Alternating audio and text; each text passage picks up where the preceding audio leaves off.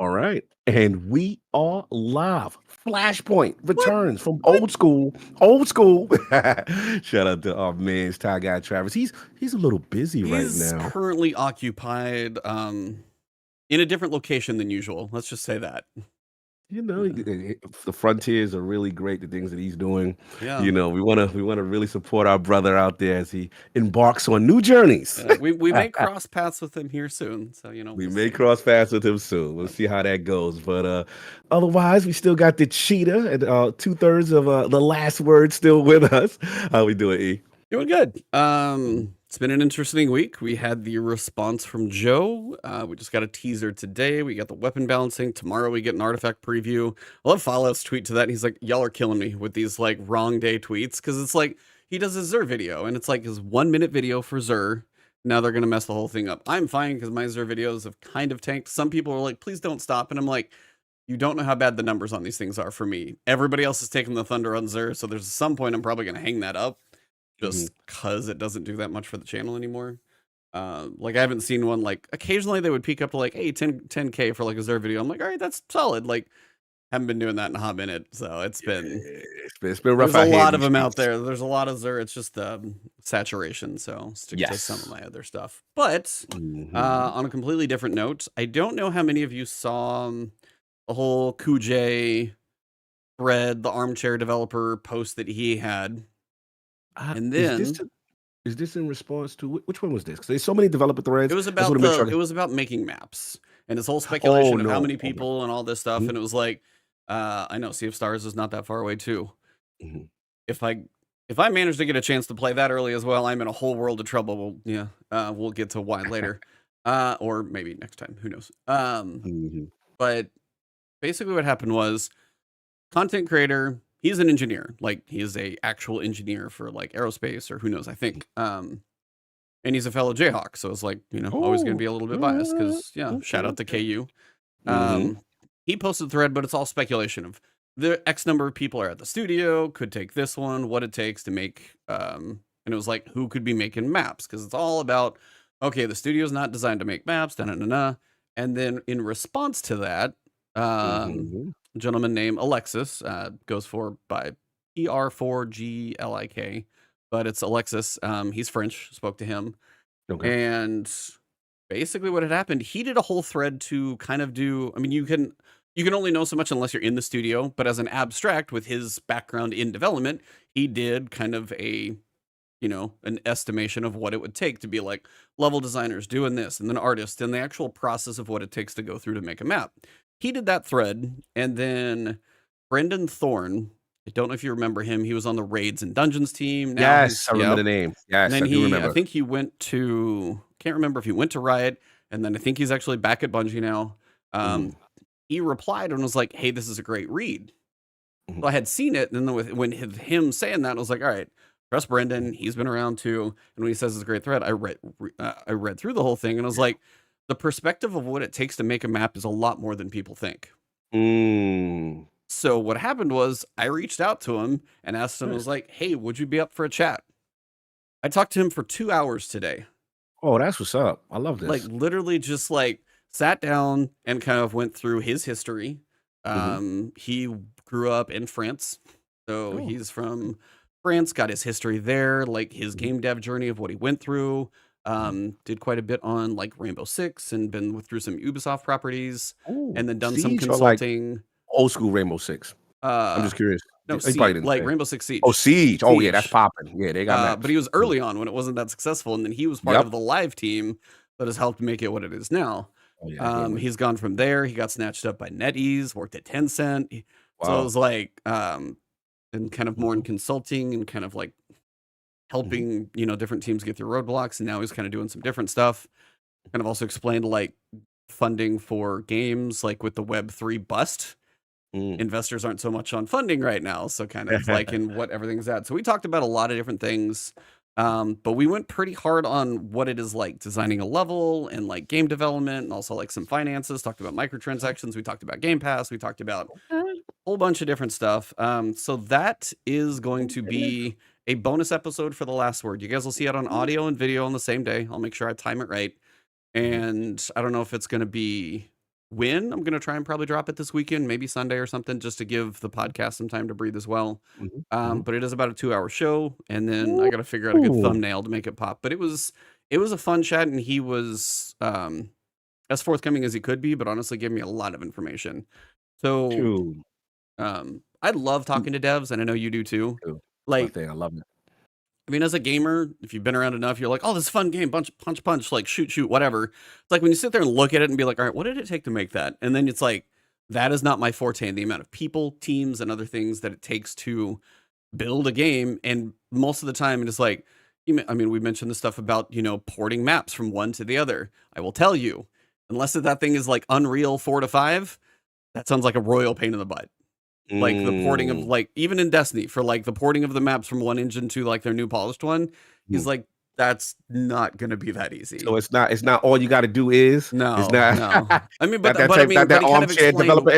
he kind of explained why is like when it comes to the idea of like just take an object, just like an object in the map or whatever. Then you have like the colors. Maybe the colors don't transfer over correctly. Maybe the lighting is wrong. Maybe the frame doesn't interact the same way. And it's so much manual work. And he was like, okay, so what did he say? I think it was Assassin's Creed. And he mentioned like, so if they wanted to bring an asset from an old Assassin's Creed into a new one, they didn't have a way to do that. So they finally ended up designing, at some point, they designed a tool that would actually allow them to port that into whatever their current game that they are working on is, so they could use an asset of like a jar or whatever the asset is, to be able to use it going forward. And that's just like one example. So when it comes to, and he was also just like, I think he's like, I'd like to see devs be more transparent as well. And I was like, and we would too. So it's like, it is a really cool discussion. It could have gone on for much longer. I tried to respect it at 2 hours because I was like, dude, you gave me 2.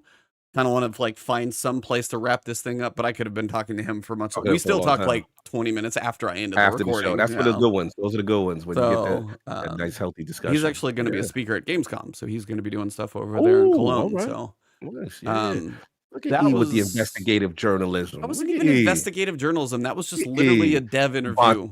That's all that was. Schreier. Look at you. No, that is not what that is. I am not getting like inside scoops from trusted sources off the record. Scoop. Okay.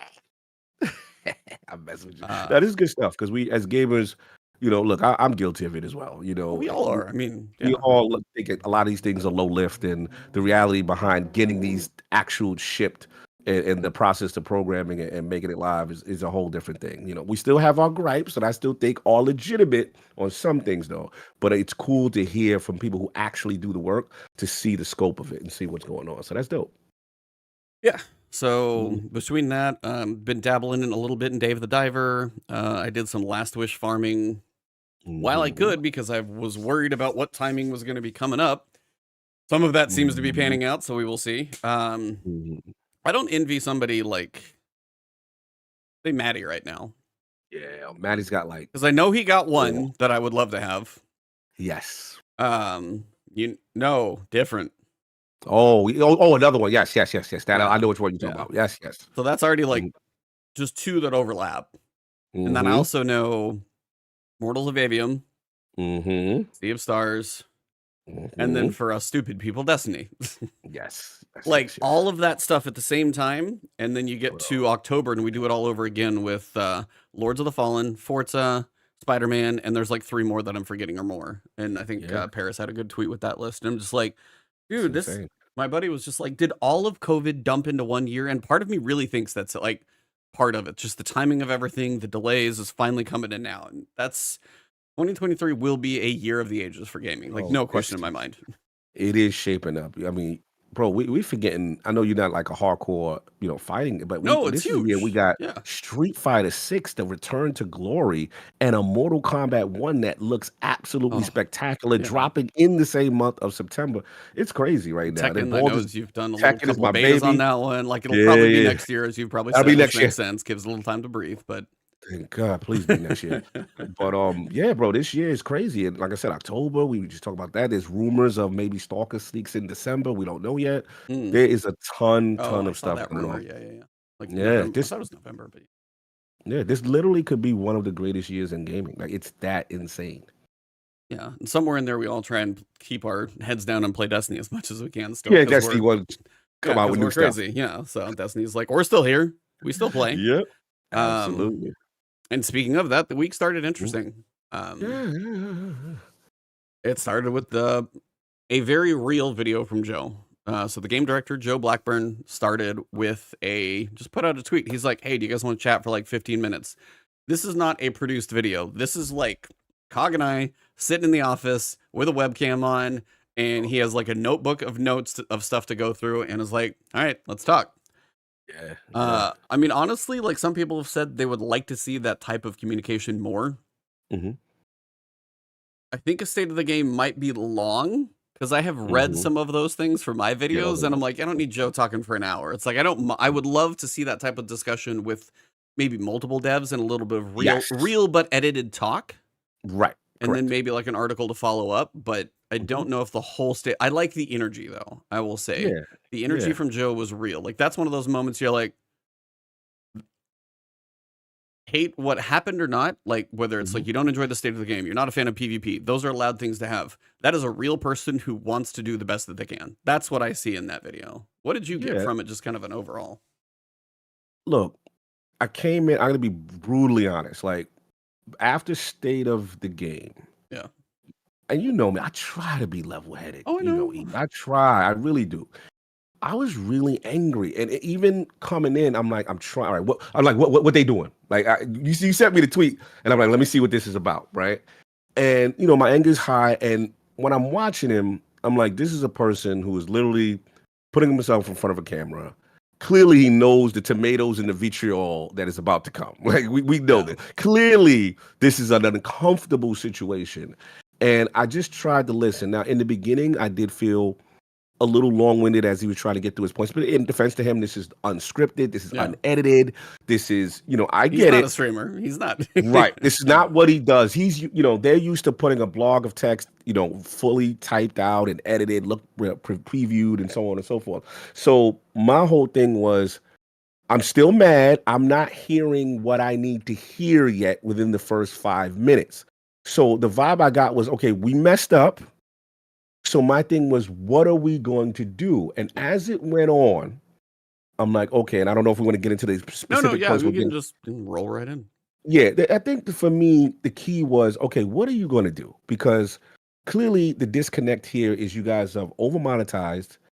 Clearly, you guys have not prioritized this game that we have been loyal to and true to for so long, and not even putting enough in effort into certain modes. And the vibe we got was, well, you guys are not engaging, we're moving away from it kind of energy, right? Yep. So I think the biggest thing for me was hearing the PvP strike team and hearing that they are going to make a dedicated PvP strike team. So to me, that's like, okay, we've exposed the fact that it didn't exist. We now are going to address that it's going to, they're going to do something about it. We talked about the map packs. We talked about, the realistic expectation. And then obviously Eververse and the what I call I'm not gonna get too gassed up now. They were like, we're gonna give you a one suit from Eververse into the playlist. Okay, that's cute. That's a nice olive branch first step. I'm still not sold and like, all right, I'm dancing in the streets for this. But again, this is part of the dialogue. But what I will say out of my overall, I'm curious what you thought about the armor, because I want to get to that. But overall, this was what needed to happen. The human element. Yep. The human element of Bungie talking to us, like how it used to be. Well, that was what we had mentioned previously. I mean, you say the human element because we mentioned the Diablo campfire. We're like, can we get one of these the same way? And this is a step in that direction. Now, I will say before we get to the meat of the bone, when the end of what he said was probably one of the most important. If you want to see anything like this ever again, do not attack any developer. Do not attack any people in the studio, the community managers, none of that. Because if you want them to shut down again, you're only going to do it to yourself. That is the biggest thing that is the biggest, that I've raved about that in my video. I'm like, don't do it. There's no reason to do it. If you're that unhappy, go play another game, walk out of the room, breathe, take a lap around a block. I don't care, but nobody deserves that. No one. So it was like, so that was important that he said that. He's like, the fact that he said he would stream, both Fallout and Datto, both have been like, he better have one hell of a mod team, because people are keyboard warriors and they're going to be awful. But also is like, but he mentioned the fact that he would like to do that. And I'm like, if he's willing to do that, that is a big step, because I can't imagine anybody streaming the game. Now, he is somehow on my friends list. I don't even know how he got there at some point. I really don't. Like, I don't know. But I was like, I've seen him on, he's on a lot. The dude actually does play quite a bit. And he's not lying on that front, because he actually said that's part of his, the game director. The game launches, he dives in with us. He wants that fresh experience. He's going to play. He's going to go through and see what all of that's about. So it's like, if he's going to do that when the dust settles and just like play through something with everybody, he's that it's like, it's not going to be revealful, but it is just going to be chatting with you guys, catching up on the state of things and see how it is. Maybe play with some elite players and learn a few things. I'm like, if you want to build back community, that end of it was definitely a good place for it. You asked me about armor. Yes, I'm dying to know what you felt about that part. So they did something they did not have to do. How big or small it is one of those things. But I will say the armor set that is going to be at Gambit, Crucible, and Vanguard is going to be the best looking set at Vanguard, Crucible, and Gambit that we have ever seen, because it was meant for the Eververse. Oh yeah. Stats may not be good, but everybody's going to want all the little variations because it's going to look cool. That's finally took an L. Finally, one season she lost one. But I was like, that is one of the, as you said, the olive branch is the perfect metaphor, because it is that step to say, we messed up. We didn't honor what we told you we were going to do without letting you know that we planned to make a change. So we are going to take something that would make us money, however much money, little or more, that it makes, because Eververse costs something for a reason, because somebody buys it. And we are going to give that to you in game, or if you just play strikes or whatever over the course of probably the next 6 months, it's going to be there. You're going to have a chance to get it. So it was like, that was a nod in a nice direction to see. As for the fact that they say it's not now when they described the tiers of the armor, so you had the aspirational armor, trials, raids, dungeons. I will say in the past 6 months or so, they have actually done a pretty cool job with that stuff. Between the narrative things that were the mid tier, that's going to be like, you've got your scuba suit. Right. It is unique looking. While it may not be like the biggest, like crazy, like outlandish thing in the world. It's unique. It's unique. Then you've got the aspirational armor. You look at Root of Nightmares. That is some weird looking stuff, but it is definitely standout. We all know Ghost of the Deep is a fire set of armor. It's awesome. Shades very well. And then you've also just got the stuff that comes from like Neomuna. You've got a pretty decent looking set there. The armor has generally been pretty good. Like, I can look at the God of War set, and I can look at the dungeon set, and I can say they're pretty damn close. Like, both are cool. And that is what I want them to continue to do. And I mean, that's kind of the thing. It's like, if Zolmak from Pit of Heresy, if I had a set of armor and looked like a big Fire Knight, I'd be like, I'd be wearing that crap all the time. Exactly. We'd be all in. 100% would be doing that. So that's something I feel, have made that improvement before this whole discussion. Those looks have definitely been better. And I think that's the only way they can get away with something like, I joked with you, I was like, what if they ever do a Final Fantasy crossover or something? Because now they're like Sony and Square. I'm like, if that happens, you better have a fire set of armor in the dungeon and the raid to match it. Now, when it comes to dungeon, or when it comes to like artifice armor and stats that matter, and if I get one artifice class item, that is a system level thing. That is a different lift. And part of what they said about the showcase was, the showcase, one, is for everyone. It is not for literally any of us. The showcase is for the broadest audience watching a Gamescom trailer. It is not for the people who know the nitty-gritty of the game. He did mention the little Xur thing for like a rework to Xur and Strange Coins. I'm like, all right, we'll see what that's all about. They mentioned the UI change. Massively needed, because now we have too many buffs where I can't even see what like my objective timer is. It's buried. So like, there are good things that are in the works. We know Final Shape has to crush it. Yeah. It has to. A lot of pressure. Like, I mean, you are doing the end of the saga. The saga has to go however many missions, 8 or 12 or 10, or I'm hoping it's closer to the higher end of that scale number, as opposed to just 8. If they do more than 8, pleasant surprise for everybody. That's all I'll say. I was seriously like, if it's 8, that's what we expect. If we get like 12 or 11, sweet. Let us live in that game. Let that thing marinate. Let us experience what you want us to experience. And they say it's going to culminate in the raid. We all have an expectation what the raid's going to be. But that's what we're going to get. We're going to get what is the new destination. They're going to go through the developers talking about the destination and the inspiration. Because you remember I'm talking about Neo Moon. It was like the wind. So everything has to be these aerodynamic shapes. So you're going to get the like design, the architecture, the inspiration, the concept. You're going to see all of that stuff in this showcase. Yeah, I've got the sense. I'm sorry. No. And I was like, and then that's so to expect them to go full nitty gritty on new systems or subclass, or which I would not expect. Yeah. I really would not expect the subclass. I would take that off the table. Let them surprise you. Yeah. This is new destination. They have said each expansion will be a new destination. It's in the damn Traveler. It's got to be new. Right. What were you going to say though? No, I was just saying. No, I agree. I think that the expectation was set as far as what to expect from the the final shape reveal. That part I definitely understood. I thought that was fine.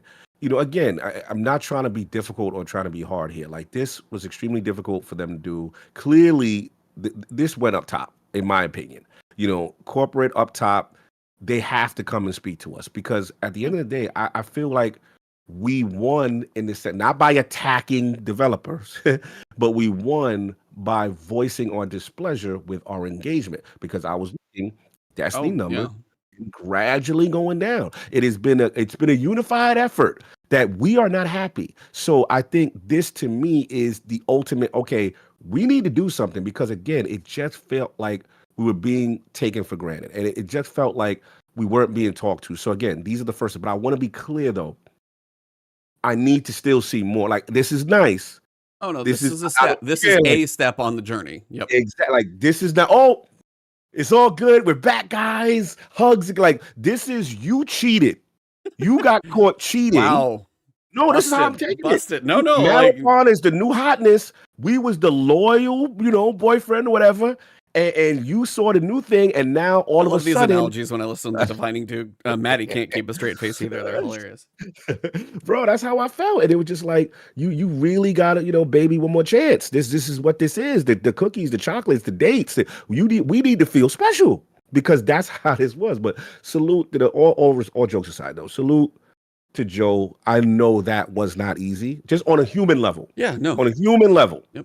That you could tell that's not his forte. That's not what he does, right? So that's what I really respect. And again, shades of old Bungie, right? When we used to have the DJs and they used to come out and in front of us, and that kind of stuff. We miss that kind of stuff, man. So that's it. Side eye facts, Black Iron Man, side eye projection. I'm still keeping my side eye, because again, ultimately, it's gonna sound messed up to say, but I do think they took our loyalty for granted. We're so loyal. We've been rocking with them for so long. When people come to crap on Destiny, we ride, like we still go. I mean, and it's just like, yeah, like we wasn't having it this time. We showed with our engagement. All I would say is, do not disrespect, threaten devs. I'm with him on that, because that is do not. Yeah, that's not helping anybody. But that quiet, okay. You gonna keep doing this? We gonna do this. Baldur's Gate's out here, Starfield's out here, Diablo's out here, Remnant's out here. Keep playing, playing. They're just keep coming. That's the thing about this year that's hard too. They have to have a reason for us to play. Like, is the story engaging? Is it quality? Now, it's like, whether you're a PvP player or a PvE player, the amount of content that you do get in a season for $12 is more than probably most other games are going to give you. Look at what Diablo did. You got Malignant Hearts, and you got like a small, like, I think 3-mission story. Wasn't big. It was not on the level of what Destiny does. Like, Destiny does give you content within a season. They give you new weapons. So the content you get within a season is not lacking. Now, was it mostly PvE? Was it mostly like something they could see financial gain out of? That is a thing that you definitely have to look at. And then you look at what the PvP side of people got, and it's like, it's been 4 years. And then that was the thing. He admitted it though, when is like, they try and make a map that was a jack of all trades, master of none. And some people are gonna be like, this junction was just a copy. So again, we don't know what the Vex map is going to be like. The map pack will be next year sometime. We're not entirely sure. Legit 3 missions, $15. That's what this content says. Overwatch 2 is just getting railed. Man, what is happening with Overwatch 2? So I heard 2 things. One, the PvE content came out kind of mediocre. Dado did a video about it. It's like, if you don't play it on the highest difficulty, you're going to blow through it pretty quickly. The other thing I heard is Activision lost their partnership with China. Yes, I did. And then now it's on Steam. So all the players who have access to Steam can now review bomb it somewhere because they couldn't do it anywhere else. So I heard that somewhere, and I have no idea if it's true, but that makes a lot of sense. That makes a lot of sense. So it was like they finally have an outlet to just go crap all over it, and I think that may have been a thing that happened. Question: they're going through what we went through when we went from BlizzNet to Steam on PC from Destiny? I don't know like what carried over, what didn't. Like, I mean, you still may have access to your characters. More the fact that it was like, I want to say it's China. I could have the country wrong, but I think it is. I think like they don't have access to their game anymore. Damn. So it was like they lost access to their game. That was the bigger one. So then finally they have an outlet to go to Steam and be like, so that didn't help anything. So it's like, it's like, I'm with you. Joe's piece is a first step. Words are one thing, actions are another. And that's the biggest thing is like, people can say, go 2 years back, go in 2021, go look when they said, we're going to reinvest in PvP. We're 2 years later and there hasn't been that much. Now, in fairness to the state of the game, and then also after talking to Alexis, he was telling me that like, and it kind of makes sense. If you think about the way the studio is designed, you have a team making an expansion. What does that include? Includes a raid, includes campaign missions, a destination, and then you've got weapons that go with those. You've got armor sets that go with those. And then you've got all of those places that need like however much testing. Then you have 2 different seasons being designed at the same time. Correct. So depending on how big those teams are, they have their hands full, whether they're making deep dives, they're making salvage, they're testing those, they're making sure the spaces are working. They're also working on weapons, armor sets, and those things. And I truly asked him, I was like, so if you have seasonal teams making stuff, if they wanted to do, say, a map a season or a destination space, however much it takes, and the way you describe what a map's, especially for PvP, depending on your level of perfectionism and stuff that you want to take it to, because, you know, PvP just lives on forever. Like I was like, would it take almost a similar sized team as a seasonal team to make that stuff? And he kind of basically said yes. Like it would take like another team. Because you have, because I mean, I asked him and the Twitter thread basically explained, but he was like, you have first generally an art director and you got a level designer. The art directors, and they're going to have a concept first. Concept art to kind of come up, get an idea. Then you got the level designer who's just going to start with walls, gray boxing it, figuring out stuff. Then you got to make sure all of that stuff works. So you're still testing it in the early process when there's no art, nothing is locked in. Are the surfaces, are you stubbing your toe on a tiny rock or whatever it may be, all of those things. Then at some point when the level shape seems okay, then you can actually lock those one in, and then you're going to work on art design. You've got objects in there, and then you're still testing it the whole time through. And all of that takes time to do. So it's like when they say their studio is not designed for that, after talking to him, I understand it. Now, do I think it's the right decision to have made your studio not be capable of making PvP maps? I don't know if that's the right decision because you've called it a pillar for 7 years. Right. And that's where I got to push back a little bit. No, I'm saying like they have made the decision to design their studio that way, but the whole lot, like whether it's 40 or 50% of the player base disagrees that was the right decision.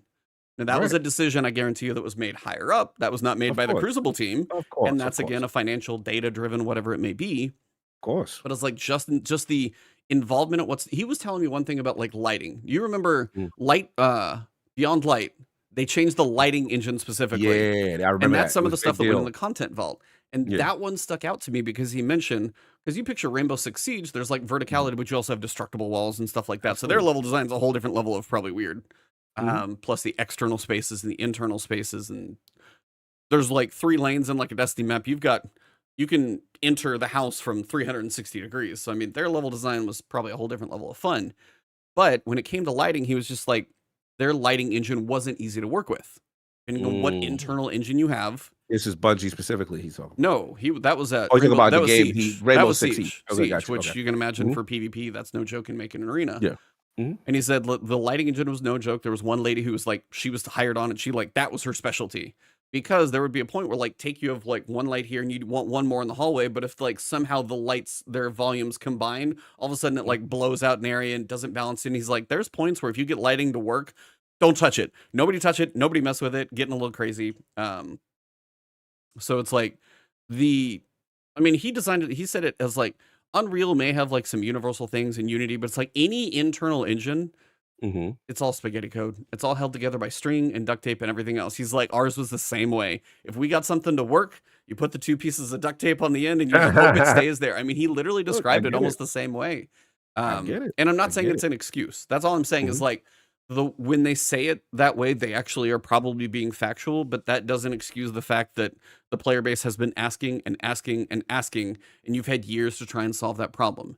Now, when he mentioned in his chat that he wants to do a strike team, everybody is probably like, okay, I'll see what you do, but this is also about 2 years or 4 years too late. It's going to take time. Yeah, it's going to take time. That's going to be a while. No, I get it. I think for me, again, not trying to be mean. No, and I was like, the perspective was nice, but that doesn't excuse years. Yeah, because the thing is, they set improper expectation, right? When we saw the 2 years ago, and they outlined what Destiny is, the core ritual activities, Gambit, PvP, the Crucible, and then Vanguard with the strike missions. So, and then the other thing is, again, I can't let them completely off the. I respect game design, and I believe everything that man said. Like making a map and having the resources to do that. Absolutely correct. You need a whole team with that, and that's probably going to take a ton of development time. He's absolutely right. I think for me, where they lose me is that they said that they had it at one point. They had a dedicated PvP team at one point, and then secretly it evaporated, and now we find out that they don't have, that's where the lack of transparency happened. When we find out, hey, if we do this, we can't make an exotic mission or that kind of stuff. And I think that's where it really kind of snowballed on them. I fully agree. And that's kind of where I'll send you the link when I post it, because hopefully you do give it a listen. It's really interesting. Because I asked him too, and he said, like, you may have a lack of multiple things, but you also may have a lack of expertise. And I'm like, all right, light bulb, like whether it may be, we know marathon is now going to be a thing. We know the people involved in the marathon team is a lot of that PvP expertise, whether it's, and it's also no, and that was a point to where it was like, so if the expertise isn't there, it could be a point where they had tried to design some maps, they put the resources in, they have the team there, they're trying, and they just don't come together as great PvP maps. And if they do it enough times, it may feel like it ends up being a lost cause, but it's like, we've tried multiple times to make maps. They're not coming together. We don't feel comfortable pushing them out to the player base because we don't like what we've put out. And then on the other side, it gets to a point to where how many more times are we going to invest in this if it's not coming together because they don't have the resources? So even if you're bringing in new people, maybe the engine's difficult to work with. They had that one lighting girl for their engine because she's the one who understood, and she said it was difficult. Same thing. You had a lot of that PvP skill with the Tiger engine. Now they have gone over here. I don't know if they're using the same engine or not. So then if you bring in new people, and again, it has been years. At some point you have to call them and be like, I don't know how many years it takes to learn this stuff, but at some point we got to try. And that was one of those things where Joe said, not specifically on maps, the map pack we'll get to in a second, but on modes, we've got to stop being hung up on the small bugs. I like what he said. He said one was over VO. I'm like, are you telling me a voiceover bug with like maybe Shax or something to stop in a mode from going out? I'm going, you got to stop. Like, let it go. Yeah, I agree. I thought that you got a super chat, boy. Oh. Yeah. Can you read that one? Remy and why you not reading it out loud? What's Remy with the $2 super chat. Oh, you're not giving the full name. Remy Indu's wet sus best bed and Scarlay's bottom. It's the best I can do. Should keep reward story, delete moon plus dreaming city. Oh, they want the moon and Dreaming City. Okay. Oh, Red War story. Yeah. No, Red War story. The Red War story is actually really good. I wish they would put that back in at some point. Again, I don't know the lift to do that. Yeah, but I do agree, E. Like, I feel like everything you're saying is right. There seem to be two things that happen. The team that went over, that dedicated team with that skill set to do what they need done for the PvP map and the cadence that we need for Destiny, most likely, it seems, went over to Marathon. There maybe wasn't resources to fully backfill or replace, or maybe it was just taking time. But the other thing that's also the elephant in the room, where this goes to kind of Travis's thought, where the over monetization models, right? And the vibe, I got from how Destiny's been operating recently is everything that can be monetized is priority. Seasonal content, the battle pass stuff. And for whatever reason, it doesn't feel like they figured out a way to monetize PvP in a way maybe that is sustainable for them to continue. Again, I am guessing. I'm not saying this is definitely what happened, but it just the monetization shift was so aggressive. And I also, in my opinion, I do feel it led to why PvP was deprioritized, because it's not much besides the suits and stuff like that. It's not much you can get money out of that, you know what I'm saying, in my opinion. So I don't know, but I want to continue to listen to what you were saying. Obviously, we got a ton of stuff that Joe said in the actual. I mean, we're kind of touching on a lot of it around it. I mean, for the armor sets, like the way they have the tiers set up seems very reasonable. And if they do nail the aspirational armor sets and still have, now I know Travis actually isn't gonna like the fact that the Eververse sets are potentially going to be breaking the fourth wall some. They might be a little more out of the box. They might be a little more, you know, collaboration type stuff. If you're going to put like, you know, Fall Guys plushie as an armor set in there, he's going to be like, all right, what happened to my Destiny? And I was like, I get that to a point, but also it's like, and this is the point where I think, in my opinion, it is okay, is if you do have the aspirational stuff that looks cool, and then you got the really funky stuff that people want to pay for. Yeah. Then you got the options. Something cool in Guardian style you can earn, something friggin' weird over here that you can put on your Guardian to look like a goofball. We don't pay Travis no mind with that. Travis just being old. No, I know, but I was like, he acts like an old man even though he's young.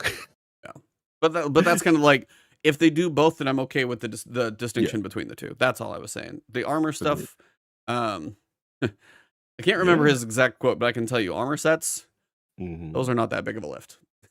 From his saying, he's like, skins and stuff, he's like, those are. Well, that was why. I mean, I was probably very hard when it came on them. When it came to, I did it last week. I was like, I'm gonna go off, and I was like, the armor sets. You want to know why the ritual armor sets are, for one, not used, and two, not used as cosmetics. And I don't want to be mean to a designer. They put work into whatever set they put work into. Even if it's meant to be like generic Halo spacesuit, you still have to make the spacesuit. Like, there's no simple way to do that. But in the world of Destiny and all the stuff that we got, if you want to know why we're not using it, the generic stuff is not meant to be used. Like, it's not going to be used. That should not be. That line in the state of play is one of those that I'm like, I don't know who wrote it, but I can tell you the answer. So, like, that was one of the most tone deaf things to me. Like, you had different pieces that definitely were, but for me, I'm like, there are very few moments where I want to go to somebody and be like, duh, that's a duh. Yeah. Like, come on. Yeah. So, Agreed. when it comes to armor sets, that's one of those things where it's like, financially also, what are you going to have your artists do? Are you going to have them spend time, or are you going to have them make you money with an armor set that's a lot easier? So it's like, and that's the balance of like, where do you have the fun versus the financial? And that's where they have to get back to balancing. They got to keep the lights on, leave the 3.6 billion out of it. They're still a company that has to keep the lights on. If they make stupid decisions, Sony's going to start making their decisions and take away some of their independence, I bet, because there's some probably stipulation in there. If they mess up too much and their cash cow stops producing, imagine at some point that Sony's going to be like, all right, we're not so thrilled about things. It is interesting based on the type of contract. When I spoke to Hogue, the way he made it seem like Bungie is in almost full control of this situation. I mean, that's like, what it sounded like in their post. Yeah. He was shocked that Sony even agreed to the type of deal, structure of the deal. But I mean, obviously, look, you've been purchased by someone. There still has to be some type of delegation of authority on some level. So I do understand that. But look, we understand lift, you know, as far as making maps, you know, obviously armor, we've seen the disparity, and they just leaned one way, too extreme. Oh no, we've been, and that's the thing. It was like, the whole interview was interesting just to understand, and this is for any game. Like, what does it take to design any play space? And that was kind of a cool concept just to go through and understand more. It just had very specific reference to the Destiny lack of map talks. So that was kind of why, to understand, it's like, how is the studio designed? How many employees are on Destiny? How big are the seasonal teams? How many people are doing this? When he was like, how many artists do you think they had on when they were making? So they said they were making 3 maps in succession. They would have one pre-production concept, one in like artistic, and then one in like tech, mostly testing. How many designers do you think they had? Just guess. 2 to 5? 8. Okay. How many artists? If I would say, what, 3 to 4? 30. Oh wow, they had a lot. Okay, 30. That's and then QA, they said senior QA. He's like, sounds like a small number. They're some of the best like testers he's seen. Like, they were senior QA. There was 6. But also he said everybody tested everything. That's what it was like when you were in Gray Box. Like, you know, if you're early on, artists may come over and test. So like everybody was in that cycle. But I Everybody's mean, you're part of talking that about cycle. a team that's like almost 40 people making Right. 3 maps. So it's Yeah, like, it's a lot. depending on how It's a you lot. like change the numbers around, it's not a small number of people. And that was why it was like, it was just interesting to hear those numbers. Right. The biggest thing No. is like, at this point, the community can decide to do one of 2 things. One, you're not happy with where the state of PvP is right now, take a break, play something else. So when you feel like they have delivered enough that is worthy of you coming back, Destiny generally tends to live for a while, so come back when you feel it's in a good place. Good point. You can be extremely mad about what they did before, and you can have constructive criticism about, we've been telling you and telling you and telling you and telling you for 3 and 4 years. Mhm. Where has this all been and promised? And you're going to be like, Right. hey, too late for me, and you may be a player that leaves. But in no way does it ever, as Joe said, deserve any intentional attacks to any developer. So it's like, but that's kind of the point. This is the point where it's like, all right, you have to decide not so much to forgive, but you can have the cautious optimism to say, yes, Joe said reasonable things. Mhm. It sounds like his heart is in the right place. When I talk to Chef Andy on the floor, again, when he's Love that working with conversation. content creators, when he's working Yeah. with trying to figure out what they can do in talking to us to get things. I hate some of the stuff that happened on Twitter about the weird misconstrued. Those bullet points were bullshit, but Mhm. same thing. The hearts are in the right place. Whether people above them choose not to let them do what they think they want to do, whether Ding, ding, financial ding. data decisions Ding, ding, cause ding. things to go in a different direction, only time will tell that. But at this point, it does seem like Joe as the game director, he does want it to succeed. And that was one of the final things. He was like, I can tell you, every dev is as passionate as you would imagine they are about everything that they work on. Who makes the decisions and the higher ups, those may be different things. And there's usually reasons they make those decisions. Because he said as a dev, he's sitting there like, sometimes he feels the transparency, even as a dev inside the studio, he's like, decisions were made that I didn't understand until he got to the level that he got to in the consultant and the higher up and dealing with those other things. But it's just like, at this point, you got to just like take what's happened. Well, unfortunately, the players get to take it on the chin. There's nobody else who gets to. It's us, because the decision was made that we don't agree with. But then to turn around and say, are you going to give them a shot to make it right? Or are you going to move on to something else? Or are you going to sit there on the sideline and see if it happens? You got different options. It's up to you and what you do. Sorry, I've been talking a lot.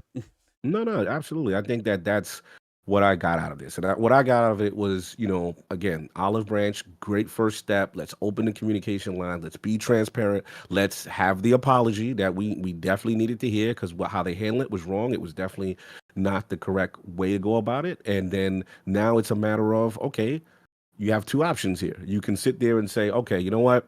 I'm willing to listen, to hear you out, to see what you're going to do with this game that we love, right? Or, hey, I still don't trust you.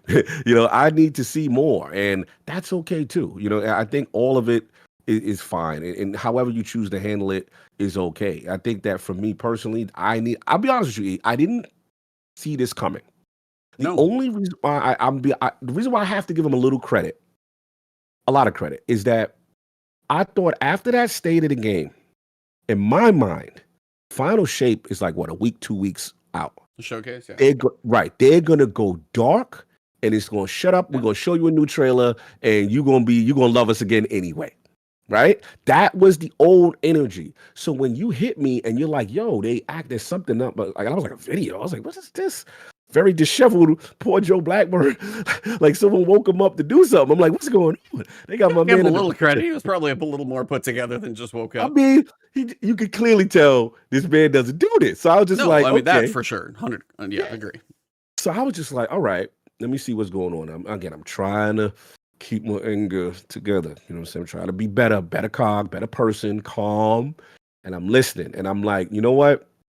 They didn't have to do this part. I have to say that. Like this, they could have shut up, went to final shape, collected our expansion money, wow us with the new stuff in Cade and whatever. And that would have worked for some people. It still wouldn't have worked for a lot of people. But this is a good first step. Now, the key for me is continue to do these kind of things. Continue to course correct. We're going to hold you accountable for the Eververse armor, the PvP commitment. We're going to hold you accountable. It's so transparent, perfectly. Like people can go back and be like, look at it. You said this. Yeah, right here. Where's the strike team? Yeah. We're gonna say, where's the strike team? Where's the map pack? Where's all the what's that? I will say that the new mode sounded cool. What is it? Oh, checkmate. Gun? Everybody Checkmate. I've heard, Yeah. checkmate is like special ammo won't be dropping. They talked about it previously. It's like more about gunplay. It's less about abilities. Yeah. It's like it's what he said is your marksman will enjoy it, and it's like the people who want those type of PvP modes back. Yeah. No, you mentioned something. I wanted to say something on it too. I forgot. You good? It'll come back to you. It'll come back to you. Yeah, it was. I just thought that was really. I have to give them that. You know what I'm saying? As much as angry as I was like, okay, this was unlike them, the way they've been behaving the last year or so. Yeah, and that's kind of the small gesture the same way with the armor set. They didn't have to do it. They could just said, hey, we messed up, but this is the decision we made a while ago, so we're sticking with it. And they just were like, Eververse be like, that a free. It's like, this is going to be free. That is, again, that olive branch, that gesture. This is the small steps in hopefully a good direction. And this is, again, if you've been on the Destiny train for a while, it's kind of like the meme in the Hangman's Noose is like, first time. Like we've all been down this road. We know. The circle of love. Yeah, the circle of been love. through the ups and the downs of Destiny. And it's like, and that's kind of the thing. I haven't asked him about, because we got to talking about Starfield and Game Pass and other things. And he's just like, what it's like designing a game 7 years ago versus now. Like, I mean, how long did it take to design Starfield? Like 6 years or something like that. I forget, or more. Who knows?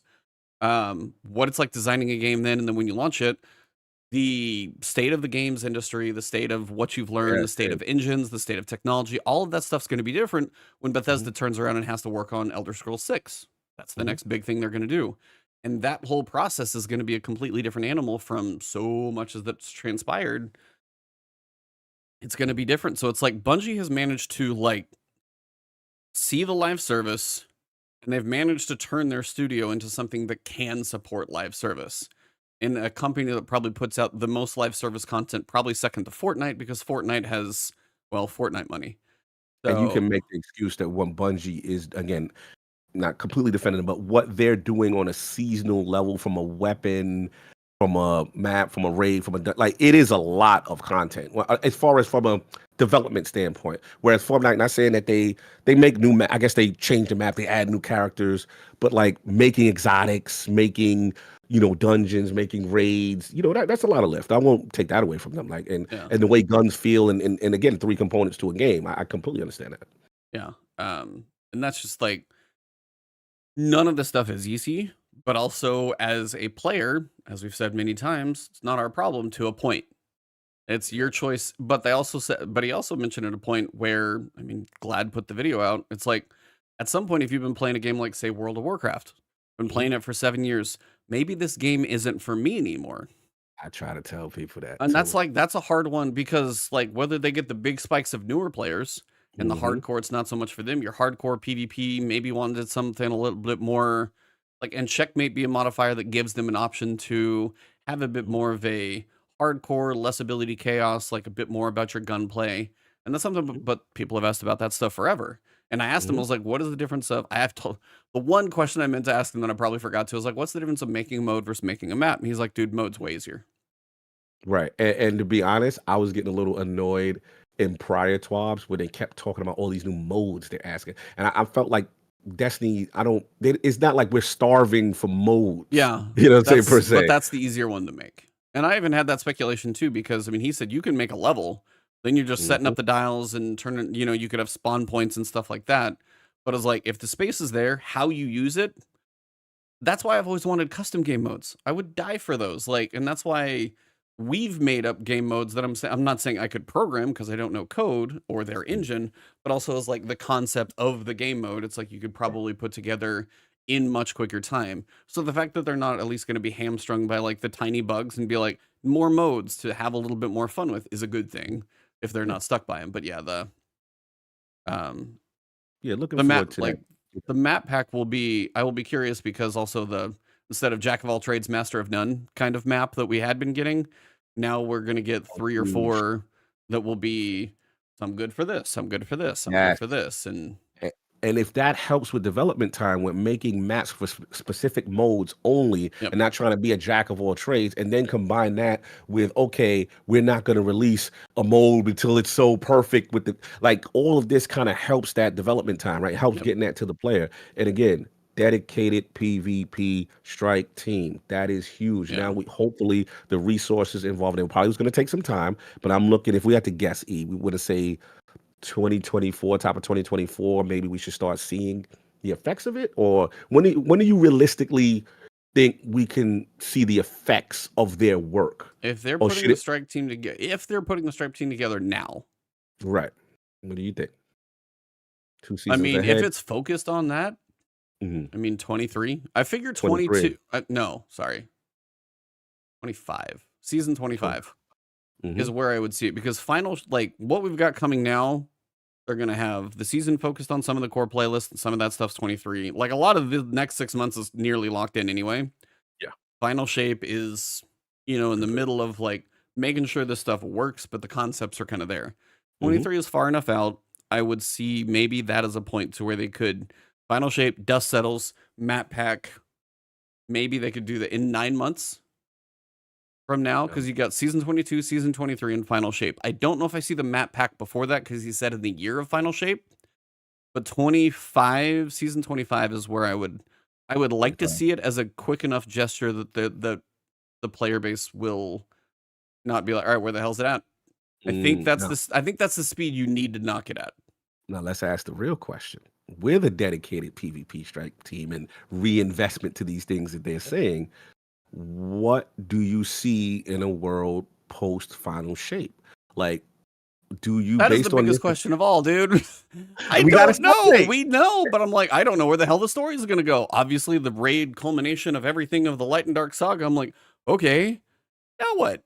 I mean, you reinvesting, or are you reinvesting to stay on the current D2 platform? Are you reinvesting to eventually support? Because one theory that I thought maybe the reason why they abandoned PvP and Gambit and all this stuff is that, again, it was a long shot hope that maybe this was their phasing out of D2, and then post final shape, we get the way the studio is built right now. I don't see a D3. That's my suspicion. The way reading between the lines, seeing that they have an entire marathon team that is probably a couple years away, that is a whole new thing from scratch. Yes. Then if matter exists, that's a second one. We don't know if it does or not. We're not entirely sure what the hell that is. Maybe still don't know what the NetEase money's doing. $160 million went somewhere. Maybe an investment. We don't know what the money's doing. I mean, there was always speculation. Is there going to be like a weird Destiny mobile game over for the NetEase market? Who knows? But I'm just saying, like, yeah, or they're just shareholders at this point. Either way, I think they will continue. Now, there may be a point where they drop support for PS4, Xbox One, so they can make shifts where it'd be like, all right, we're going to do expansion 11 or year 11 for Destiny, and that's going to be the one. This is next gen only. We're going to tell new stories. We're going to have, and that's where they can do the work over the course of like the back end work over a year. Like part of the team is now working on systems and updates and things of that nature. I have no idea what's going on in chat. Just make sure you guys play civil in there. I don't know what's happening. Yeah, play nice. Yeah, play nice, y'all. Come on. I get it. That's just my hunch is like, that would be a good time to drop those consoles. Then you know what hardware you're working with. You still got PC, but that's just like scale. The consoles you can still build around the consoles, and then just set minimum requirements for whatever you need. I think that's fair and conservative. I think the fact that I don't see the 3, just because while it would be a really good way to get people on, the amount of content they would have to build would that would be. I mean, you would need it. If seasons are still going. And if D2 is going to live on for any period of time, that is a lot of people in the Destiny franchise for their development staff. I don't know how many more it would take to build Destiny 3 separate from all of that. And that's where I don't know. And if we look at how many people are doing what, that's the big question. If we look at history, right, with D1, before they transitioned to D2, there was an intermediate step when they dropped last gen 360. They did it for what? Rise of Iron, was that right? Yeah. There was an expansion that it was like, okay, from this expansion, so that makes sense. And then you figure Marathon. Now, Matter is definitely a separate thing. I don't know if it even exists. All I've heard, like on the floor, because there was one of those moments where somebody asked Cosmo, or I cannot remember who asked who, maybe Andy, I don't remember, Two Andys, by the way, Chef Andy and Andy Salisbury, both cool guys. Yeah, both cool. Shout out to Andy Salisbury. He and I talked about F1 for like 10 minutes. I was like, you probably got to go. Somebody was like, so does matter exist? Or is matter? No, I think somebody said, is matter marathon? Marathon. And they're like, no. That's all I ever got. So again, I don't know if there's a third thing out there. So if that's the case, then it definitely leads to your argument. Yeah, it's like if they have 3 IPs in the works, then the hell no, they're working on a Destiny 3. Because at first I was going to push back when I was like, well, Marathon is PvP only. We got a dedicated PvP team that could still make a game of Destiny. But if matter is something else, then and I wonder what the release cadence would be. That would be crazy because you figure what 2025 you want to say 2025 is marathon. Marathon 2025. So yeah, D2 gonna be around for a while. At least can I drop past gen support? That's what that's my new. I mean that'd be not like whatever. I mean, I play on PC, have for a very long time, so I know my rig's not holding them back. But it's like when you sit there and think of what 8 Jaguar cores and what slow memory and again, the base PS4 still has a spinning hard drive. Slow as all get out. Like, I mean, you're talking 50 to 100 megabytes. Mechanical. Yeah, the mechanical, but 50 to 100 megabytes like per second versus even like the lowest SSDs that we've got and even like the series and your base level PCI 3. That's still like 3000 like versus 100. I mean, those aren't even comparable in what you can do. It's not the debate of like X versus PS5's SSD and all those little nuances or whatever. This is just like a horrible like junker car out there, and then you've at least got a modern car here. I'm not even talking about the hypercar. Modern car barely turns on. Like I can always tell the mechanical hard drive dudes as soon as the strike how long they take to load into the back. You're not wrong. You always know. I'm like, oh, you one of them last gen dudes. Oh man. But I mean, they still have to make a game that functions that way, and that's got to be rough for them. Gotta be holding it back. I can only imagine you load up your vault and the mechanical hard drive's like, oh yeah, Xbox One, PS4, yeah, it's definitely holding it back. Gotta be rough. Here's the thing, though. We're gonna speculate a little bit more. I doubt this will happen, but I'm curious what you think. I've got a theory going on right now that. Remember, Travis was giving you a lot of crap, and E made a business decision and said, "I am not getting Tears of the Kingdom because I expect a new Switch." Right? Yep. So I defended you. I said I understand that. Now rumors have come out. I don't know if you paid attention to the Activision Blizzard trial, but Bobby Kotick. I watch so much gaming news; it's probably stupid. Like everything that everybody talks about, I'm usually on it. He's out here snitching, saying that he already seen Nintendo Switch's new offering. It's going to be on the same level as a PlayStation 4 and Xbox One. That was Kotick, right? Yes, it is. Bobby Kotick.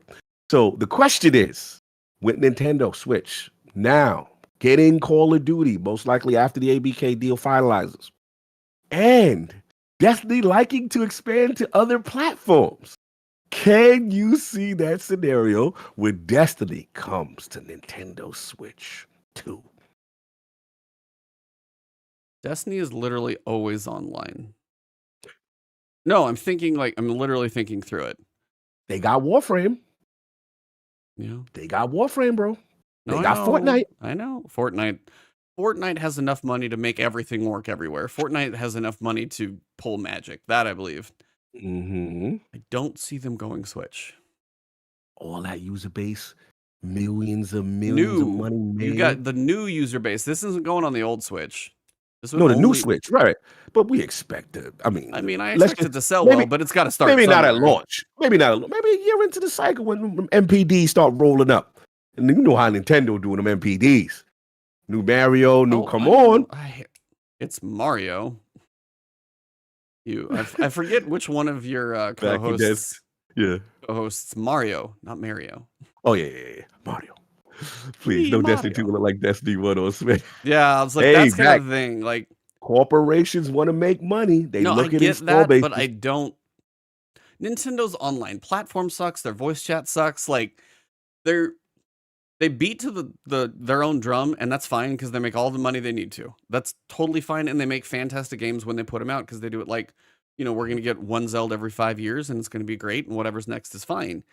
That being said, He said when Nintendo even allow crossplay. See, that's That is true. I mean, That you is have true. like crossplay on like Hades or cross save, maybe I forget, and a couple. Like there are a couple. I do not. That's one I don't see. Okay. If Nintendo came out as like a PlayStation PS4, like even like a PS4 or even like a Xbox One X, I think that was the most powerful last gen, right? The One X was more than the PS4 Pro. If it was One X and the resolution, you'd probably be talking on a handheld. Maybe. Okay. Maybe if it's like 1x speed, but if it's just like base PS4, base Xbox One, get Call of Duty, bro. They're getting Call of Duty. So that means Activision also has enough money to wipe their butt with $100 bills and pull some magic off. Bungie, again, are the resources worth it? If I'm gonna take like a pizza bet, I would probably say no. Pizza bet, no. Yeah. Not a steakhouse bet, but a pizza bet, no. Pizza bet. All right, fair enough. We'll see. I got to see when we'll revisit this once we get spec. Once we get spec, that'll probably be like what, February, March next year, because everybody's speculating it's going to be like holiday launch for the Switch 2 kind of thing.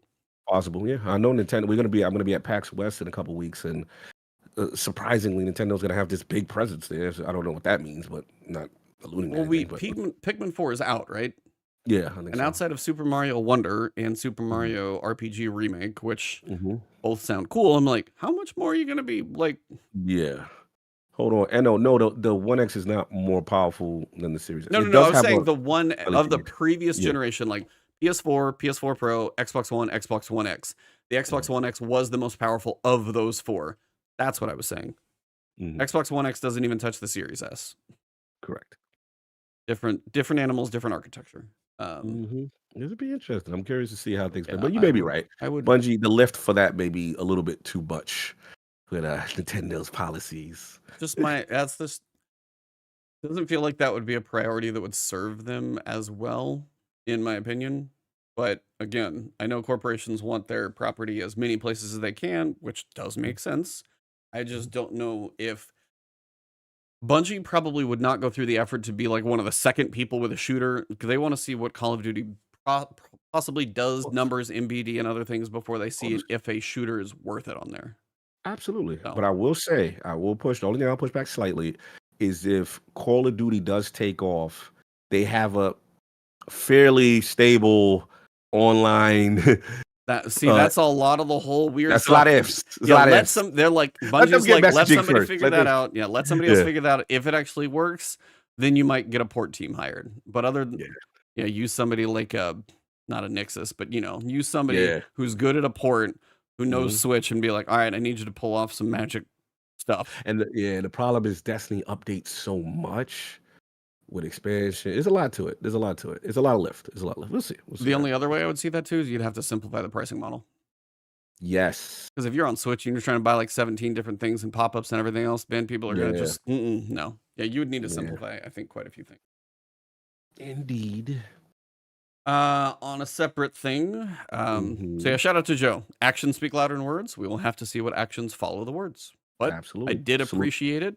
Yes. Joe, if you ever want to come on and talk, we would love to have you, by the way. Absolutely. You put yourself in the line of fire. We understand how difficult that is. We respect it. Yeah. We'll take you on the campfire chat. Yeah. Come on through. We also got a giant article from the weapons team. Shout out, by the way, to the weapons team. I know Mercules is on there. Chris Proctor. That was the name I couldn't think of the other day. Chris Proctor, I think, is like the lead for it. Legend. They have actually been killing it. We get 2 balance passes every season, like on a 6-week cadence, almost like clockwork. They have been doing a lot of stuff. Now, there are a lot of graphs, ADS, damage fall off. I'm going to skip all that. If you want to go into the nuance of what weapons are used to where, there's some interesting stuff where they mention, like, at a medium skill level or medium to low skill level, auto rifles are very popular. And then at a high skill level, you've got stuff like hand cannons for peak shooting and Immortal and stuff like that. But at like a mid level, like auto rifles are real popular and like stuff right now. You got like Suros Regime out here getting kills. I'm like, I can't tell you the last time I saw that damn gun. So I haven't pulled that thing out in a minute. So there's some interesting stats in there that you might look at just for, an interesting read. What were you gonna say? No, I was gonna say I do want to. This is my favorite team, Bungie. If you're listening, I love y'all. This is the reason for people like, yo, I don't understand why you still play Destiny. I am such a sandbox guy, and when there are changes and nuances to weapon archetypes, perks, Cog gets excited. I like to bust out I like to go in the class, bust out the old guns, see how they moving. So salute to y'all, because y'all been doing y'all thing. I want to give credit where credit is due. Y'all are outside. It be mid-season, postseason. I love y'all. So salute. I just want to give them their props. Continue. No, 100%. And that's what I was going to say. It's like, and I think even Joe said it too, is like the balance, wherever it was said before, they have been very consistent cadence. Love sandbox team. Love them. So they talk about zoom and damage fall off tuning, like zoom plus rangefinder, the new ADS fall off damage scale, and all of those different things. It sounds like more that all weapons will be able to lean more into range and theoretically get some more benefit from that, without having to rely on rangefinder to reach the pinnacle of what some of the weapons can get to. So it's a different way to tackle the problem, but it makes rangefinder less of a required perk to be a thing. It's like it still won't be nothing, but it seems like they're kind of going about a different way. We got some archetype changes though. Cane cannons, reload speed at 0 means you're going to get a 15%. So the lower your reload is, the lower your reload stat, it will get a little bit faster. If it's up high, you're probably not going to feel next to nothing, but they raised it by 15% at the minimum. So it's for like your 120. It's like your really slow ones. PvE damage, red bars 20%, orange bars 75%. 5%. I will be, and that's the one I wonder about. That is Ariana's Vow. Ooh, that's gonna be murking. Oh yeah, I forgot about Ariana's. Crazy. So, I mean, if you got something like that for barrier weapon kind of thing, definitely. It's hard. It is so hard for me to put anything but literally my Ikelos there right now. But if I need range, it's just the tarnished metal. Either of those in that middle slot, I'm like, it is so hard for me to put anything but that primary with the, like energy archetype benefit, whether it's, we don't have a repulsor brace magical one for that one yet, even though I'm working on my farming from, nice. I'm not going to be able to farm with everything that happened today. I know. So much going on behind the scenes. But like age-old bond, destabilizing rounds and repulsor brace on the same auto rifle. I want that auto, and that'd be a great one for Void. Arc, we know, incandescent with Callous Mini Tool and stuff like that.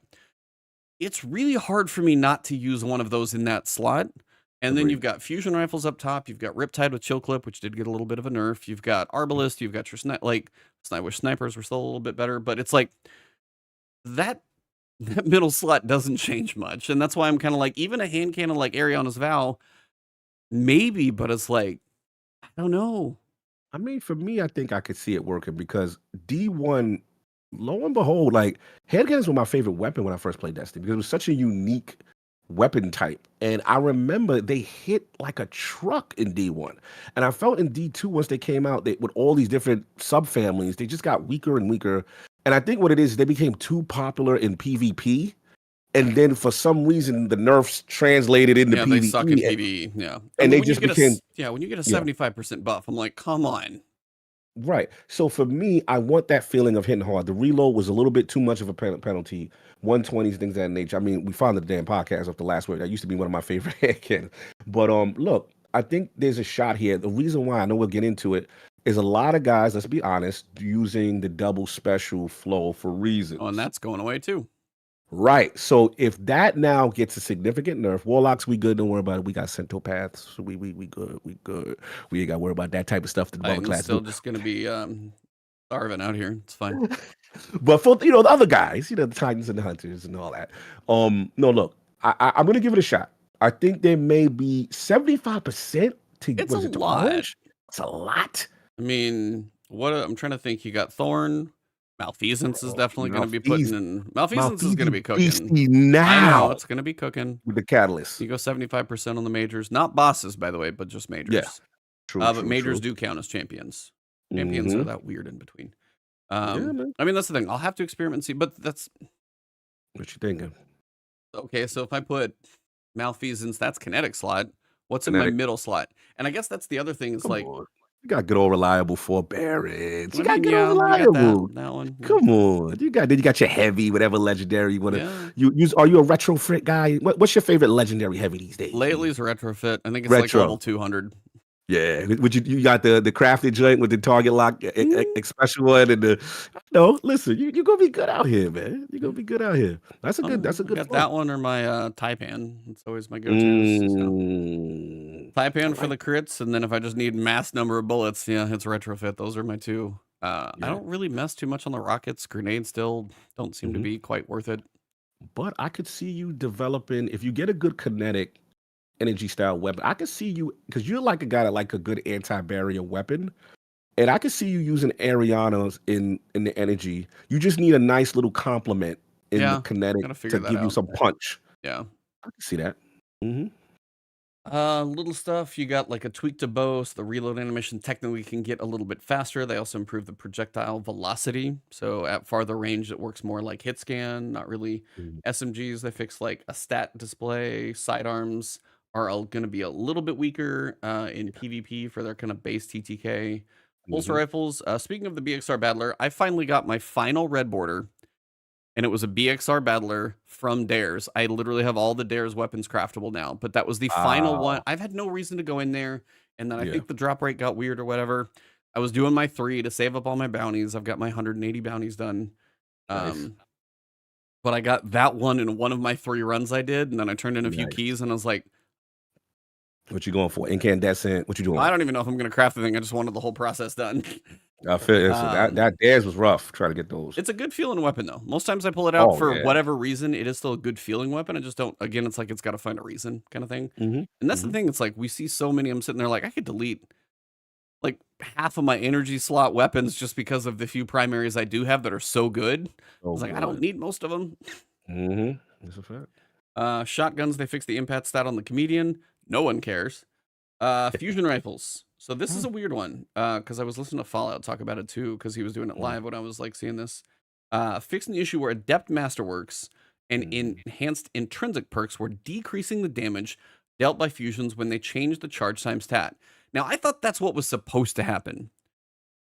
No, I literally did. Like as the charge time changed, then theoretically the damage would go down because you charge it faster. It always seemed like that's how those two were linked. But apparently, like the enhanced traits or the adept masterwork now apparently doesn't make it worse, and it wasn't supposed to. So you got like an adept plug one, or if you got certain one, there are probably a few that are going to be interesting. So somebody like Lego LaFlash is going to have a blast. The wave frame heavy grenade launcher, the only one we have right now is the Stasis who the hell one. using that? Well, that just tells me we're going to get another one. Exactly. We're going to get a new one this season. Bro, I don't even. I shot that thing at a boss one time. I was just like, never again. I was just using whatever I got in the Nightfall campaign. Like I used Verglass Curve. I used that thing for a little bit. It's not bad. Like if it's not a flying enemy, it actually does hit pretty hard. Really? Yeah. It's like it's not bad. Like it's not the best, but it's like you can line up a straight line at them. You'll at least hit them. Like there's too many times I lob grenades out of a grenade launcher and I miss and it bugs that. So at least that one I'm like, I can hit your toes. I can hit the ground. So that one almost feels a little more reliable because that's the hard part. Yeah, grounded enemy, probably. I gotta, I guess, give it a shot. I've never really committed to it, but it just didn't look impressive my first attempt. Yep. They're trying to glow up swords in all sorts of ways. Yes. Damage mitigation from blocking with a sword is going to be like 82 to 95%. That's going to be almost like glaive territory. The energy now recharges after a short delay, but like you can do a heavy attack as long as you have like a sliver of energy. You don't have to wait for the full, which will allow you to use that more frequently. Yes. The guard talent nodes have been changed. Basically, don't sleep on swords. Big damage mitigation from blocking. They're changing up kind of how that works. And then also when it comes to just like the stats and everything, there's going to be a bit of a rework. So if you are in a place where a sword has some use, and then now blocking and potentially closing a gap, something like Titans with a Stronghold, for example, where it is all about swords, that could be an interesting one. And then Lament doesn't get much of the benefit of the other changes, but it does get the increased guard damage reduction in the duration. So the guard will be there. Yeah, the guard will be there strong, and then you've got the Lament capabilities. So yeah, swords will be interesting. Monte Carlo, you excited about the Catalyst? No, I didn't get a chance to watch the video. I saw like a clip of it, but I didn't get a chance to really analyze. Like, I still don't understand what the Catalyst is doing. Basically, it allows you to use the bayonet. So you'll see if you watch through on the video, there's a point where He throws the melee, he punches, and then he backs up, and you'll see him like kind of. Do you remember Henry Cavill in Mission Impossible when he reloads his arms? Do you know what I'm talking about? By the way, on that. I haven't seen that, but now I see. I think I see what you're talking about as far as what about 8 seconds in is right when it happens. Okay, because it glows. That's when you know it's active, and he goes up and just bayonets the guy. Yeah, like okay. Yeah, that's dope. It's you really getting the and they which said, is the essence of the gun. Yeah. So they said mechanically it was the most complex catalyst they've ever done, requiring a host of custom animation work and a lot of things never done to a weapon before. So this is their most work in a Monte Carlo catalyst. And some people are like, is it going to work with like syntheseps and other things? We'll just have to see how things pair. Yeah, the classification as a melee. What is because is it like we get in the glaive territory with it? That's like cool. where does this thing completely land? So we'll have to see. Very cool. We got that one. Things of note, Two-Tailed Fox is going to now fire 3 rockets instead of a 2-shot burst. I don't know if that's going to make the DPS worse, though. I don't know. Or if it's going to be the same time. Yeah, that will probably require some. Yeah. I use it. So it looks like it's going to delay that 3rd burst? Or well, instead, before it was like 1 and then 2. 2, right. 1 and then 2. And so now it's going to be 1, 2, 3. Yeah. Right. I like a great weapon. I just feel the reload was like it's brutal sometimes. Oh yeah, it's it's brutal. Yeah, Verglass Curve. That's the Stasis bow. I use that for a lot of the Nightfall campaign. I was just using the new exotic, and I honestly like put that on, put my Titan on Stasis, and I was like, all right, let's see if this can work.